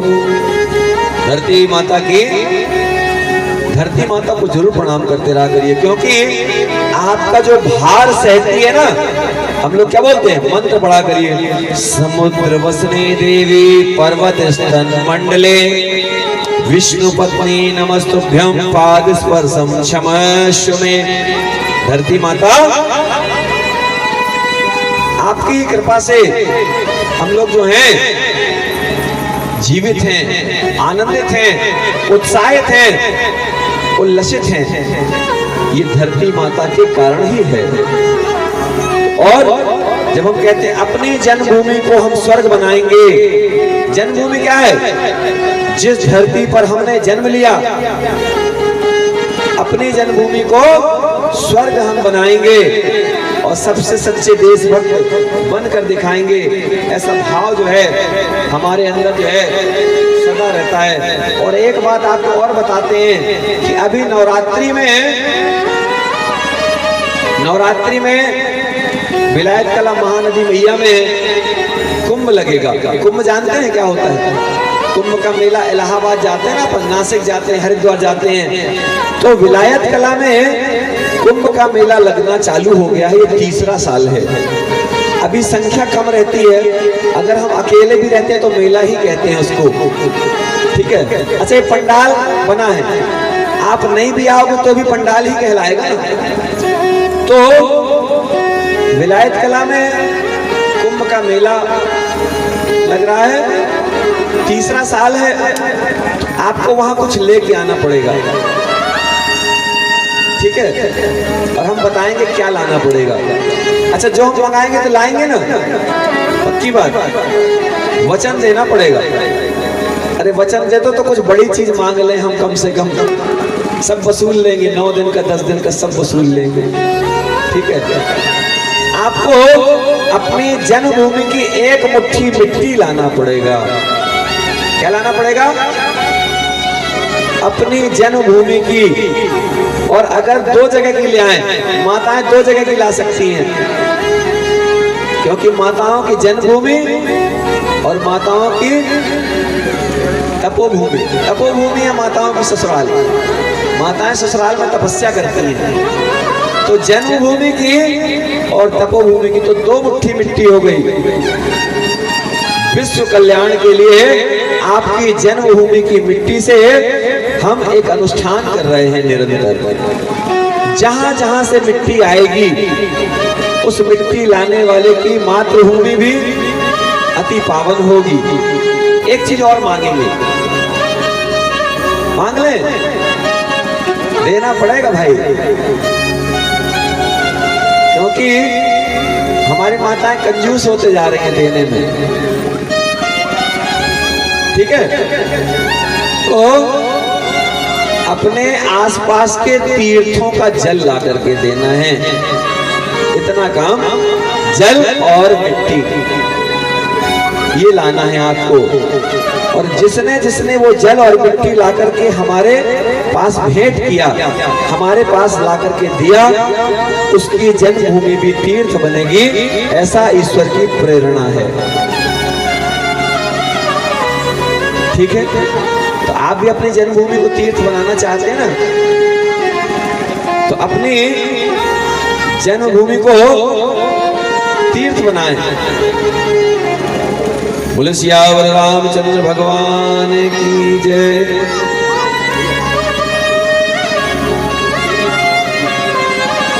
आइए अपन एक गीत पूरा रोज लेते हैं, एक ही गीत लेते हैं रोज पूरा। और इस गीत को फिर आप लोगों की सुविधा के लिए मोबाइल में यूट्यूब में डाल देते हैं। यूट्यूब में आप लोग बाकी चीजें देखते हैं, बच्चे उटपटांग चीजें देखते हैं। उससे अच्छा है कि हमारे बालक, हर बालक बने रामकृष्ण, बेटी गायत्री गंगा। क्या है? हर बालक बने रामकृष्ण। कितनी अच्छी बात है। इसमें ज्यादा समझने की जरूरत नहीं है। दिमाग लगाना पड़ रहा है क्या इसमें? नहीं लगाना पड़ रहा है। भगवान राम के जैसा, भगवान कृष्ण के जैसा हमारा बेटा बने हर बालक।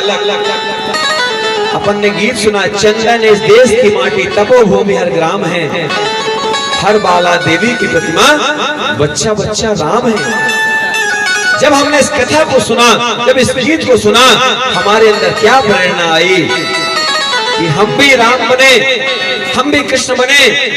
अरे हम नहीं बन पाए तो हमारी संतानें बन जाएं।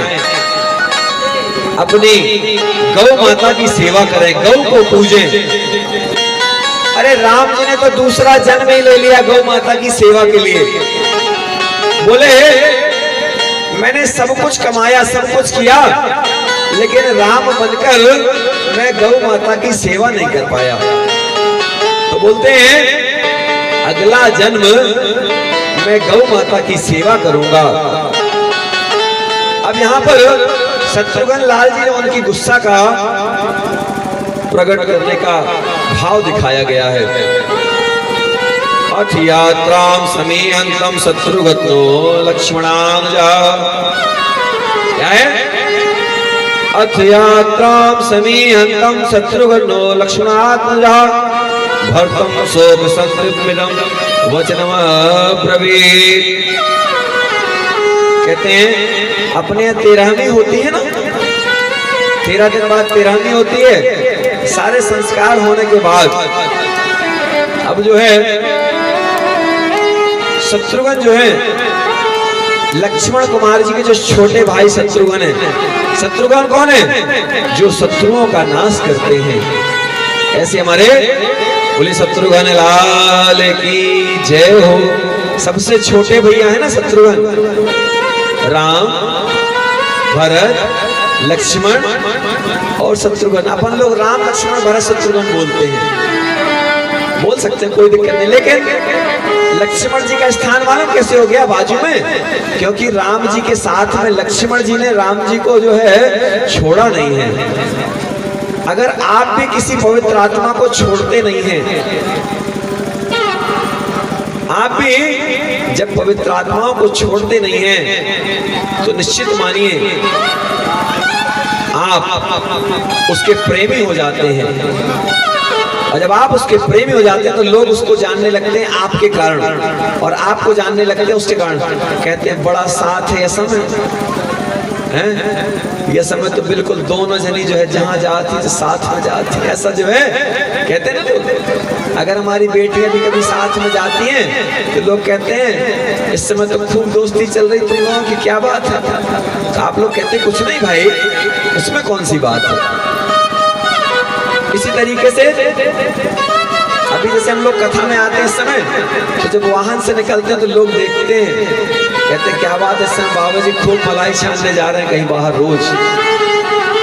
नजर सकता कोई बोल तो नहीं पाता है, उसका बस चला कि बाबा जी आज क्या खाए हो, फोटो नहीं डाले, काम क्या किया वो बताए हो। हम अगर अपने हर काम की फोटो डालें,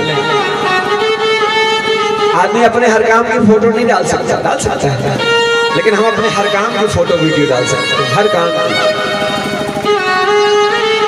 लेकिन अब वीडियो कौन बनाएगा?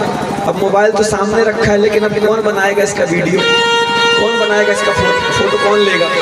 तो हर चीज का बनाया नहीं जा सकता है। लेकिन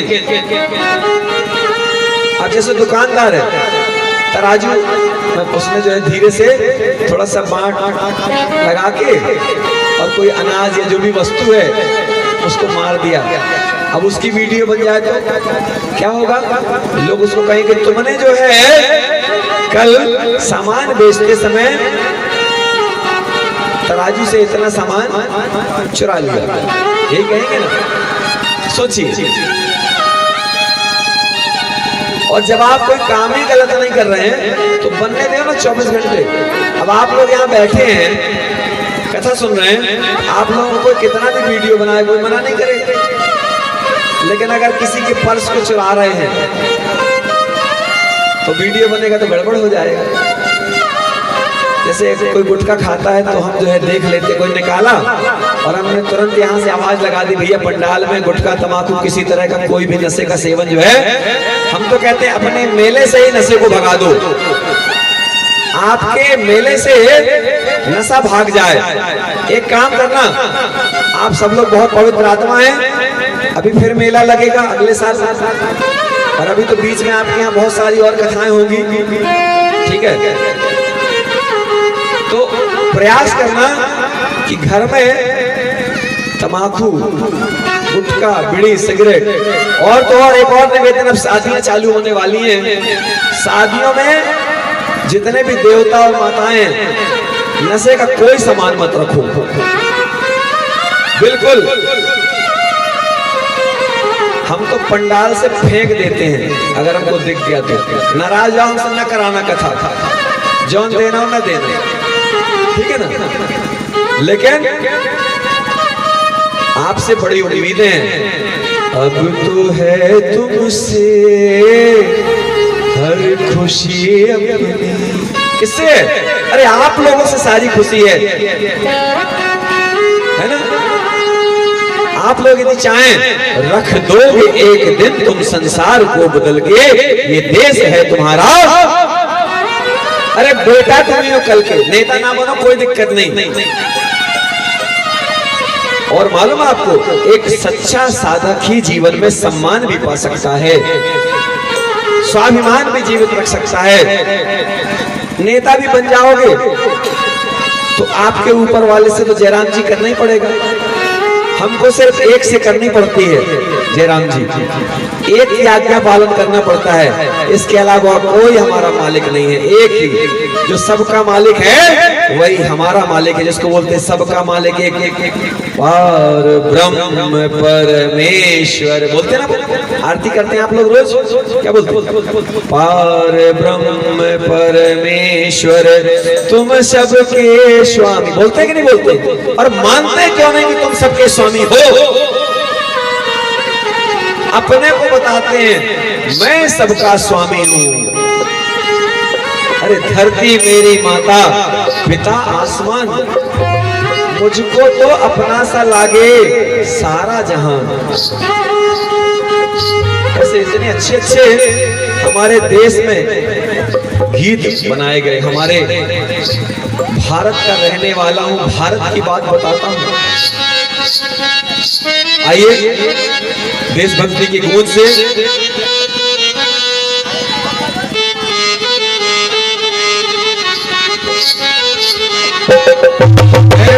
जहांगीरी सदा, प्रीत जहांगीरी सदा, प्रीत जहांगीरी सदा, मैं गीत वहां के गाता हूँ। भारत का रहने वाला हूँ, भारत की बात करता हूँ, भारत का रहने वाला हूँ, भारत की बात करता हूँ।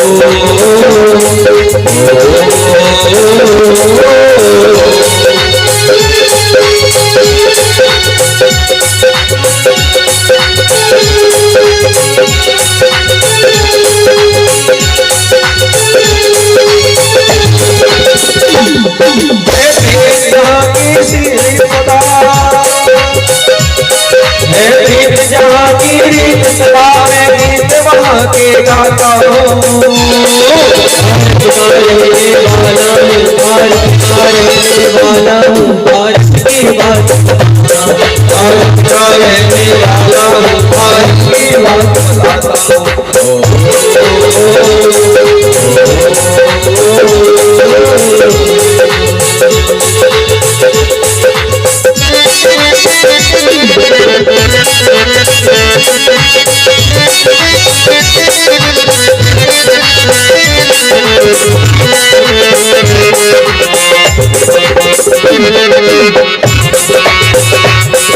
अपने को भारतवासी होने का गर्व होना चाहिए। जिसको इस बात का गर्व है, क्या है? धरती मेरी माता पिता आसमान, धरती मेरी माता पिता आसमान। कहाँ है धरती? ये धरती माता, इसके पैर बढ़िए, इसके बढ़िया सर रख करके रोज धरती मेरी माता पिता आसमान, धरती मेरी माता पिता आसमान। मुझको तो अपना सा लागे सारा जहां, मुझको तो अपना सा लागे सारा जहां। धरती मेरी माता पिता आसमान, धरती मेरी माता पिता आसमान। इसको धरती माता लगने लगे, आसमान पिता लगने लगे। उसने सम्मान भी कर दिया और सम्मान पा भी लिया, क्योंकि जो सम्मान देता है वही सम्मान प्राप्त करने का अधिकारी होता है। बोले सियावर रामचंद्र भगवान की जय। शत्रुघ्न लाल ने बड़े गुस्से से मंथरा की बाह पकड़ ली और मंथरा को घसीटने की तैयारी में आ गए। अचानक भरतलाल जी ने देख लिया और बोले शत्रुघ्न, हमारे कुल की परंपरा में ये ठीक नहीं है। राम जी को पता चलेगा तो क्या कहेंगे कि मेरे छोटे भाई स्त्रियों पर हाथ उठाते हैं। नहीं, उसने अपना काम कर दिया है, हमको अपना काम करना है। उसने जो गलती की है उसकी सजा उसको मिलेगी। और इसके बाद में कहते हैं भरत जी अब जो है, अब कहते हैं बस अब जो है मैं निकल रहा हूं, जिसको मेरे साथ आना है आए। हमने आपसे कहा था ना एक दिन कि बाहुबली पिक्चर में एक डायलॉग है बहुत अच्छा, क्या है मृत्यु, हमको बड़ा पसंद आता है। कभी हमारी इच्छा होती है हम उसको देखते हैं, मुश्किल से 1 मिनट का डायलॉग है, उसमें बड़े उससे बोलता है वो, क्या है मृत्यु। और मृत्यु क्या है मालूम है? पीठ दिखाकर शत्रुओं के सामने से भागना है मृत्यु। कायरों की तरह पहले से ही हार जाना, ये है मृत्यु। हम लोग पहले से हार जाते हैं, हमसे नहीं हो पाएगा, नहीं। और हम तो बोलते हैं you are most valuable person in the world, आप बहुत बेशकीमती हैं, अपनी कीमत को पहचानो, आप साधारण नहीं हैं। ईश्वर ने साधारण चीज बनाई है इस सृष्टि में। ईश्वर ने जो कुछ भी बनाया है बहुत शानदार, बहुत जबरदस्त और बहुत कीमती। अरे जिस पानी की इतनी मात्रा है उस पानी की कीमत जानते हैं आप? एक दिन नहीं, 1 घंटा, आधा घंटा ना मिले पानी और यदि बोल दिया जाए कल से पानी नहीं आएगा तो डिक्चा डिक्ची तबला तबलिया में सब में भर भर के और कहें आज पी लिया पूरा पेट भर पानी। ठीक है, अब मजबूरी के आदमी पेट में स्टॉक नहीं कर सकता।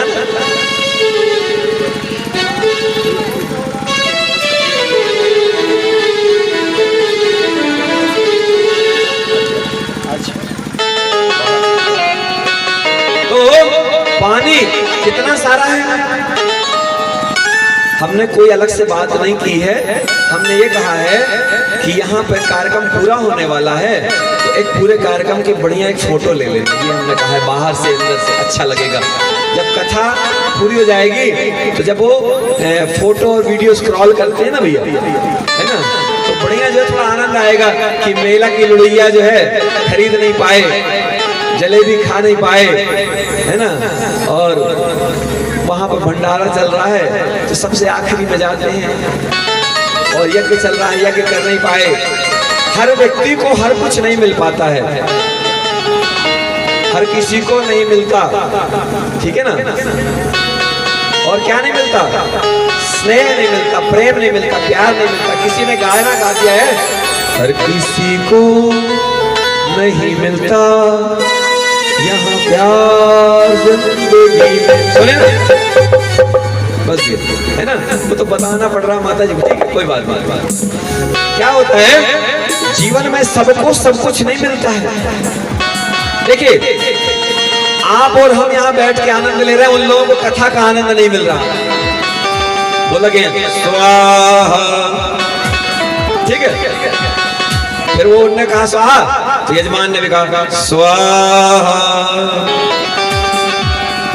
और कल से बड़े वाले नोट लेके आ। ऐसा जो है, बोले भाई दक्षिणा जो है, इतने सारे विद्वान लोग आए हैं, तो बोले उनको दक्षिणा जो है बड़ी चढ़ाना पड़ेगा। फिर यजमान का जो मन है वो कहता है आहा, तो है, और आहा कहता है कि आहा कहता है पता नहीं है, हमको तो लगता है कहता है आहा, ठीक है, यज्ञ तो हो जाए फिर पता ही थे, हम तो दिखावा न करते। ऐसा जो है यजमान भी कहते हैं, लेकिन बड़े पवित्र भाव से जो कुछ भी है, देखो है ना, बढ़िया जो है, बड़े आनंद से बोल रहे थे महाराज जी, महाराज जी क्या बताएं, हम लोग जो है पहुंच नहीं पाते हैं। हमने कहा कोई बात नहीं, हम लोग तो पूरा स्वाहा सुन लेते हैं, ठीक है। तो ये एक जो परिसर है ना, ये कैंपस जो है, ये बड़ा अद्भुत कैंपस है। अभी देखो ये पंडाल में इस समय कोई अगर चुपचाप ले जाए गीत गाते गाते, तो आप लोगों को कोई फर्क नहीं पड़ेगा। और क्या लगेगा, हमको क्या करना है इतने बड़े टेंट से, हमको तो कथा से मतलब। लेकिन जब शुरू दिन की कथा होगी तो टेंट से ही मतलब रहता है। क्या टेंट कैसा लगा? अरे बोले ये बेर बड़ा टेंट लगाए नहीं, तो बोले चलेंगे, ठीक है सवाल, कथा नहीं टेंट से। और हमको भरोसा है अगर अभी टेंट वाला आके पूरा ले जाए तो लोग उसको कहेंगे कि तुम सब ले जाओ, लेकिन धीरे से निकालना, हल्ला ना करना, कथा में डिस्टर्ब ना होने पाए। सही बात है, यही होता है जब हम जुड़ जाते हैं जड़ों से। पेड़ जब जड़ से जुड़ जाता है, उसकी पत्तियां हरी रहती हैं, और जैसे जड़ से अलग होता है तो पत्तियां सूख जाती हैं, मुरझा जाती हैं, ठीक है ना। और पेड़ जब जड़ से जुड़ा होता है तो फल देता है, फूल देता है। अरे और तो और ज्यादा बड़ी बात नहीं, सीता जी ने तो एक तिनके का सहारा लिया था रावण के सामने। क्या बोले थे कि ये तिनका जो है ना, तिनके कोई ओट कर ली थी, चेहरा ना देखना पड़े। लोग क्या चाहते हैं, बुरे लोगों का चेहरा भी हमको ना देखना पड़े। और भरत जी जब जा रहे हैं राम जी को लिवाने, तो अपने साथ में बहुत सारे इंजीनियर रख लिए, पेड़ रख लिए कि जहां से जाएंगे वहां वृक्षारोपण करते जाएंगे। हम लोग जाते हैं तो जहां से जाते हैं बोले कुल्हाड़ी पर रख लिया, है ना, कहते कुल्हाड़ी पर रख ले, बाकी पेड़ हेड़ सब अपन जो है काटते चलेंगे। वही पेड़ों को मत काटिए, ये पेड़ जो हैं इनका भी एक अलग संसार है। जैसे हमारे बच्चे हैं ना, वैसे पेड़ भी हैं। तो पेड़ों को जीवन में महत्ता दीजिए। जो पेड़ों की महत्ता को समझता है, पेड़ भी उसके जीवन की महत्ता को समझते हैं। और मरने के बाद क्या है, जीते भी लकड़ी मरते भी लकड़ी, देख तमाशा लकड़ी का। जीते भी लकड़ी मरते भी लकड़ी, देख तमाशा लकड़ी का। जीते भी लकड़ी मरते भी लकड़ी, देख तमाशा लकड़ी का। जीते भी लकड़ी मरते भी लकड़ी, आप लोग बना लिया करो, देख तमाशा लकड़ी का। जीवन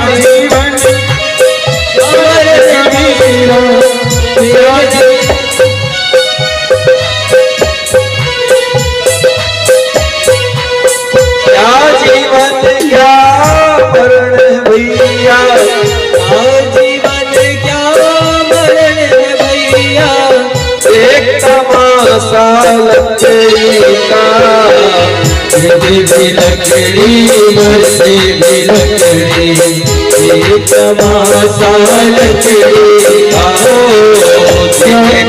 लकड़ी मरते भी लकड़ी, एक तमाशा लकड़ी का। क्या जीवन क्या मरण कबीरा, क्या जीवन क्या मरण कबीरा, खेल चाया लकड़ी का, भी लकड़ी तमाशा लकड़ी का, भी लकड़ी मरते भी लकड़ी, एक तमाशा लकड़ी का।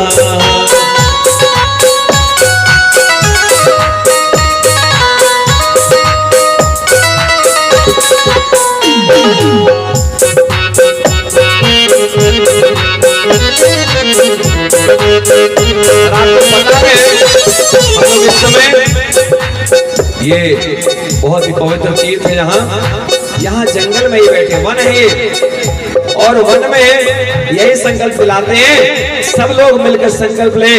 आज यहाँ हजारों हजारों लोग उपस्थित हैं, सब लोग मिलकर संकल्प लें कि आज से हम सूखी लकड़ियां जो पेड़ से टूट जाती हैं, गिर जाती हैं, उनका ही इस्तेमाल करेंगे और पेड़ों को नहीं काटेंगे अपने स्वार्थ के लिए। हम लोग अपने स्वार्थ के लिए पेड़ों को काटते हैं, और बहुत जरूरी हो तो ही आग जलाएं। हम लोग इतनी बड़ी ठंड में कभी आग नहीं जलाते, ठीक है ना, ठिठुरते रहते हैं, लेकिन लगता है यार ये इतनी आग जलेगी तो ये कभी किसी के भोजन पकाने के काम आएगी, किसी के हाथ तापने के काम आएगी। लोग आते हैं, बोले बाबा जी हर जगह धूनी जलती है खूब। हमने कहा भैया अपन जो है नहीं जला पाते हैं, क्योंकि हमको जब लकड़ी जलाना पड़ता है तो बड़ा कष्ट होता है।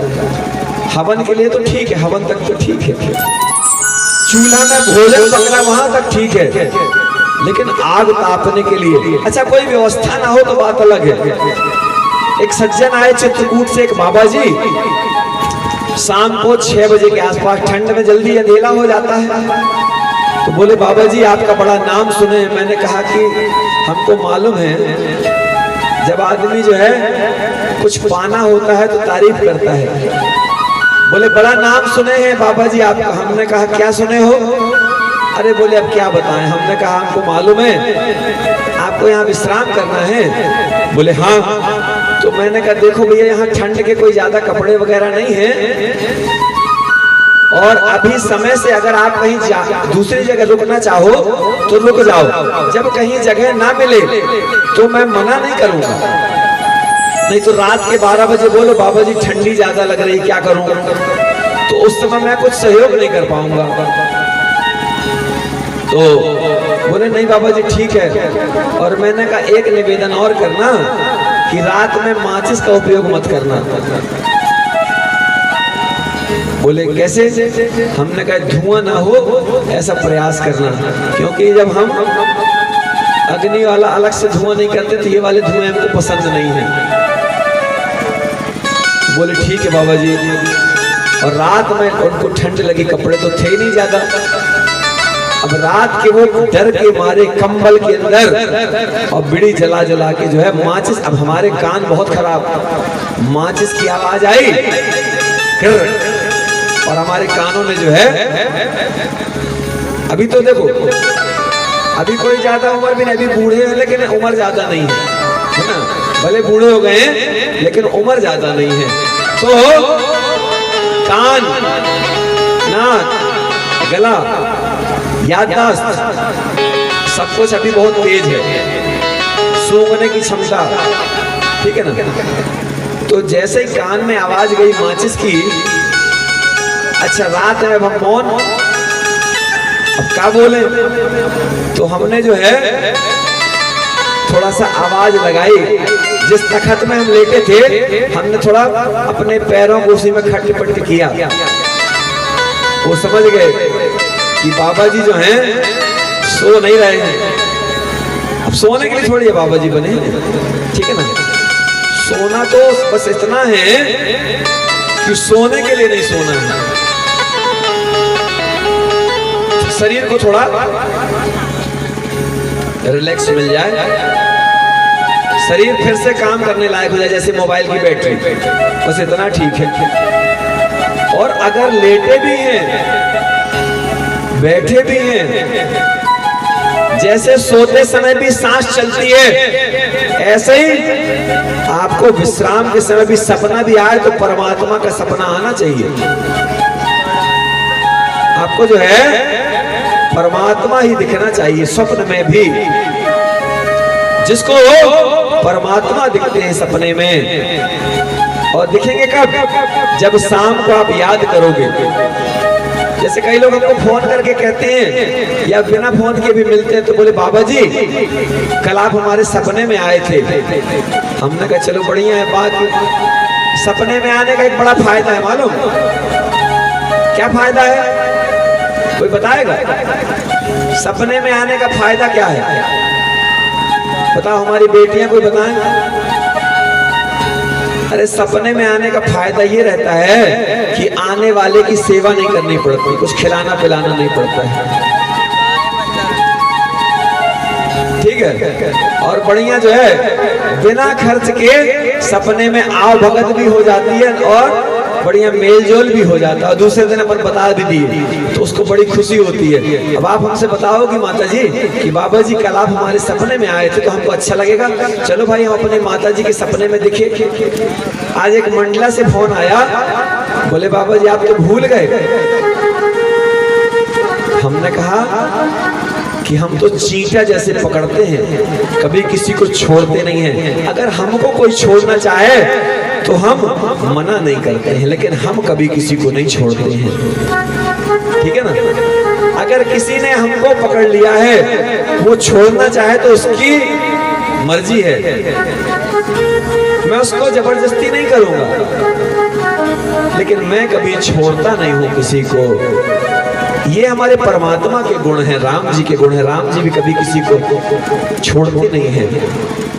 और कहते हैं कृष्ण जी का तो नियम था कि कृष्ण जी जो है, जो कृष्ण जी को छेड़ दे, कृष्ण जी उसको छोड़ते नहीं थे।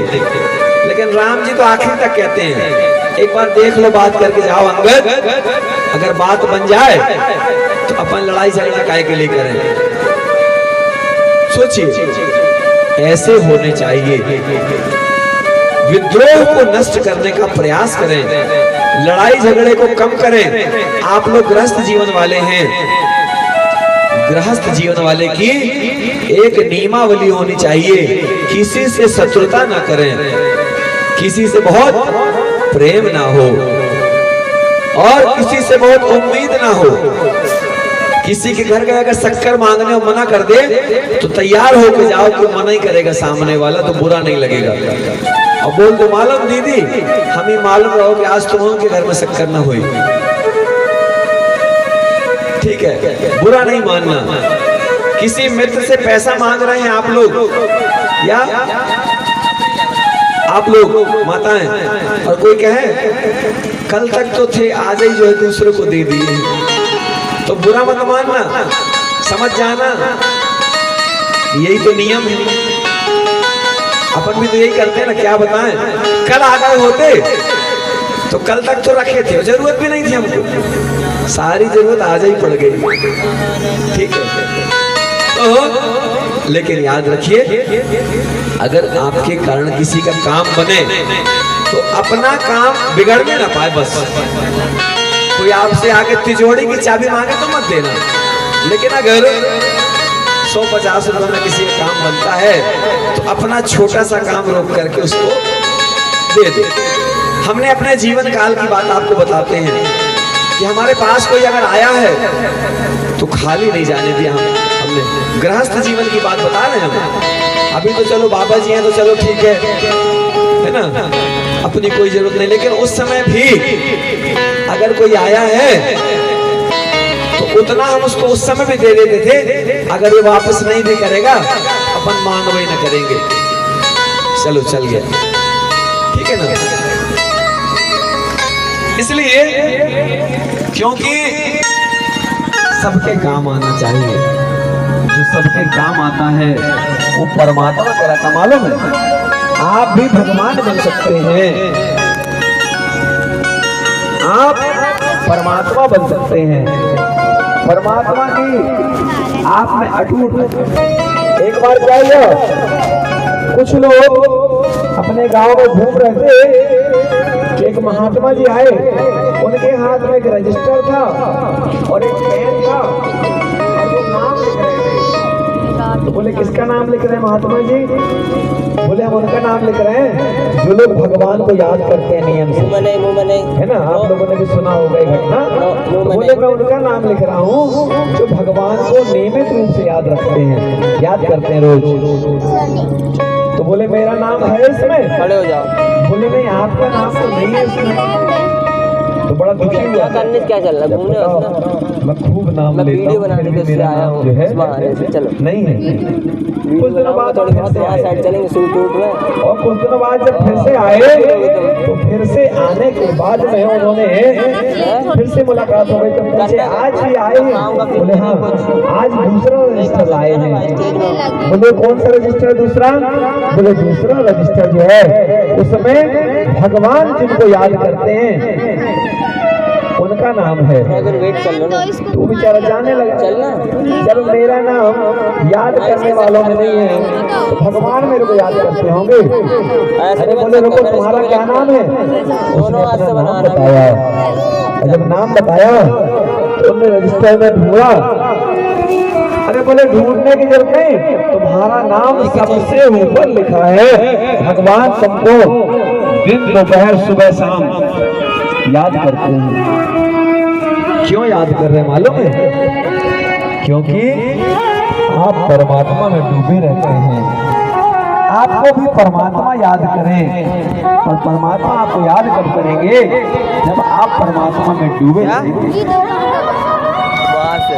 अरे हम लोग बड़े तीर्थों में चले जाते हैं, आप लोग भी जाते होंगे, तीर्थ गए होंगे। अच्छा, कौन कौन तीर्थ गया है आप लोग? बहुत बढ़िया, जाना चाहिए, बहुत अच्छी माताएं तो हमारी तो खूब तीर्थ करती हैं और बढ़िया दूसरों की चप्पल चुरा के ले आता है। ठीक है, जो लोग चुराए हैं उनको मालूम है ना, जो नहीं चुराए उनकी चोरी गई होगी। भाई कोई तो देखो, कोई तो है ना, कोई ना कोई अपना जो है भला चाहने वाला कि यार इसके पास और नई चप्पल आ जाए। देखो कितना अच्छा चाहता है वो आपके लिए, आपको पहचानता नहीं है लेकिन आपकी चिंता तो देखो कितनी है उसके पास में कि बेचारे कब से टूटी चप्पल पहन रहे हैं, अगर मैं चुरा लूँ तो बोले जो अच्छे काम करेगा उसको अलग अलग स्वर्ग और नर्क में जो है भेजा जाएगा। तो पूछा गया आगे का तो आपको याद होना चाहिए। लोग भरम हम पर करें ताते नीचे नैन। मैं आपको कुछ दे नहीं सकता हूँ, मैं आपको कुछ दे नहीं रहा हूँ। ये जो आप लोग परमात्मा मेरे द्वारा दिला रहे हैं ये मेरा यश वैभव कीर्ति बढ़े। परमात्मा चाहते हैं जिस दिन परमात्मा चाहता है आपका यश, आपका वैभव, आपकी कीर्ति बढ़ जाए एक पल में। और क्या कहते हैं? काल करे सो आज कर, आज करे सो अब, और पल में परलय होएगी बहुरी करेगा कब। तो लोगों ने उसका भी तोड़ बना लिया। लोग बड़े होशियार हैं। आज करंते काल कर और काल करंते परसों, और धीरे धीरे करते चलो अभी जीना है बरसों। लोग हर चीज का तोड़ निकाल लेते, कितना भी बड़ा ताला बना दिया जाए लोग उसके चाबी का जुगाड़ बना लेते हैं। कितने भी बड़ी बिल्डिंग बना दी जाए, अलमारी पेटी में कितने भी जो है चोर दरवाजे लगा दिए जाएं, चोर जेब अपन बनवाते हैं। हमारे देवता लोग जो हैं जब कुर्ता सिलवाते हैं और पैंट सिलवाते हैं, शर्ट सिलवाते हैं तो तो टेलर से कहते हैं चोर जेब बना देना भैया, ठीक है। हमारी माताएं भी शायद जो है ब्लाउज वगैरह में बनवाती होंगी, ठीक है। तो चोर जेब बनवाते हैं, बताइए। अपन का तो काम ही नहीं जेब वाला, जेब से काम खत्म। आप देव भी तो रखने के लिए कोई जगह नहीं जुगाड़ में। इसलिए जीवन में अधिक आनंद पाना है तो थोड़ा छोड़ना सीखना पड़ेगा। जब आप लोग नहीं आए थे तो हमने एक बहुत महत्वपूर्ण बताई थी सुबह दोपहर में अभी आते समय, कि जब आपसे बोलते बनने लगे तो क्या बोलना है इस पर विचार करें। जब सुनते बनने लगे तो क्या सुने, प्रभु के नाम का स्मरण बोलना है। क्या बोलना है? हम लोग परमात्मा ही करवाने वाला है और हम लोग सब करने वाले हैं। और उद्देश्य क्या है उसका? उद्देश्य सिर्फ इतना ही है कि पार कर दो प्रभु जी मेरी नैया, ये दुनिया बड़ी गहरी है। क्या है? हाँ, सब लोग बोलेंगे, पार कर दो प्रभु जी मेरी नैया, ये दुनिया बड़ी गहरी है। पार कर दो प्रभु जी मेरी नैया, ये दुनिया बड़ी गहरी है। पार कर दो प्रभु जी मेरी नैया, ये दुनिया बड़ी गहरी है। पार कर दो प्रभु जी मेरी नैया, ये दुनिया बड़ी गहरी है। ये दुनिया बड़ी गहरी है, ये दुनिया बड़ी गहरी है। ये दुनिया बड़ी गहरी है।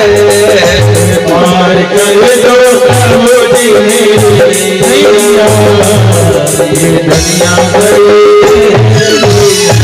पार कर दो प्रभु जी मेरी नैया, ये दुनिया बड़ी गहरी है। पार कर दो प्रभु जी मेरी नैया, ये दुनिया बड़ी गहरी है। ये दुनिया बड़ी गहरी है, ये दुनिया बड़ी गहरी है। ये दुनिया बड़ी गहरी है। पार कर दो प्रभु जी मेरी नैया, ये दुनिया बड़ी गहरी है। ये दुनिया बड़ी गहरी है। आपको तो पता है, बड़े बड़े गोताखोर, कितने बड़े बड़े विद्वान आए, लेकिन इस संसार से पार ना पाया। बड़े बड़े विद्वानों को भी यहाँ पर आकर हार माननी पड़ गई। ये संसार ही माया का ऐसा स्वरूप परमात्मा ने बनाया है कि यहाँ से परमात्मा से कोई जो है काम क्रोध मद लोभ, काम कौन सा? काम ऐसा जिसमें आसक्ति आती है, वासना जागती है, वो काम है। काम वासनात्मक नहीं होना चाहिए। काम तो ऐसा हो कि जो परमात्मा को प्राप्त करने के लिए लग जाए, तो काम। इसके बाद क्रोध, क्रोध भी नहीं होना चाहिए। क्रोधी व्यक्ति को कोई बड़ी चीज प्राप्त नहीं होती है। विश्वामित्र जी कितने बड़े क्रोधी थे, लेकिन कितने सरल हो गए कि वो जो है राम जी से, दशरथ जी से, जनक जी से कितने प्रेम से बात कर रहे हैं। तो काम, क्रोध, फिर इसके बाद में आता है मद। काम, क्रोध, मद, लोभ। तो मद यानी होता है घमंड, अहंकार। मेरी साड़ी बड़ी महंगी है और जो बाजू में बैठी है उसकी साड़ी तो सस्ती वाली है। ये क्या है? अहंकार। अरे वही कपड़ा है, क्योंकि तन ढकने के लिए है ना, कभी समय आया तो सीता जी के साथ देखो, जिनके ससुर जी इतने बड़े आदमी, जिनके पिताजी इतने बड़े आदमी, और उनके साथ क्या हुआ कि देखो उनको जाकर के अशोक वाटिका में बैठना पड़ा। अशोक वाटिका क्या है मालूम आपको? अशोक वाटिका वो वाटिका है जो वहां जाए उसका शोक नष्ट हो जाए, ये अशोक वाटिका। लेकिन सीता जी के भाग्य में अशोक वाटिका में ही जाकर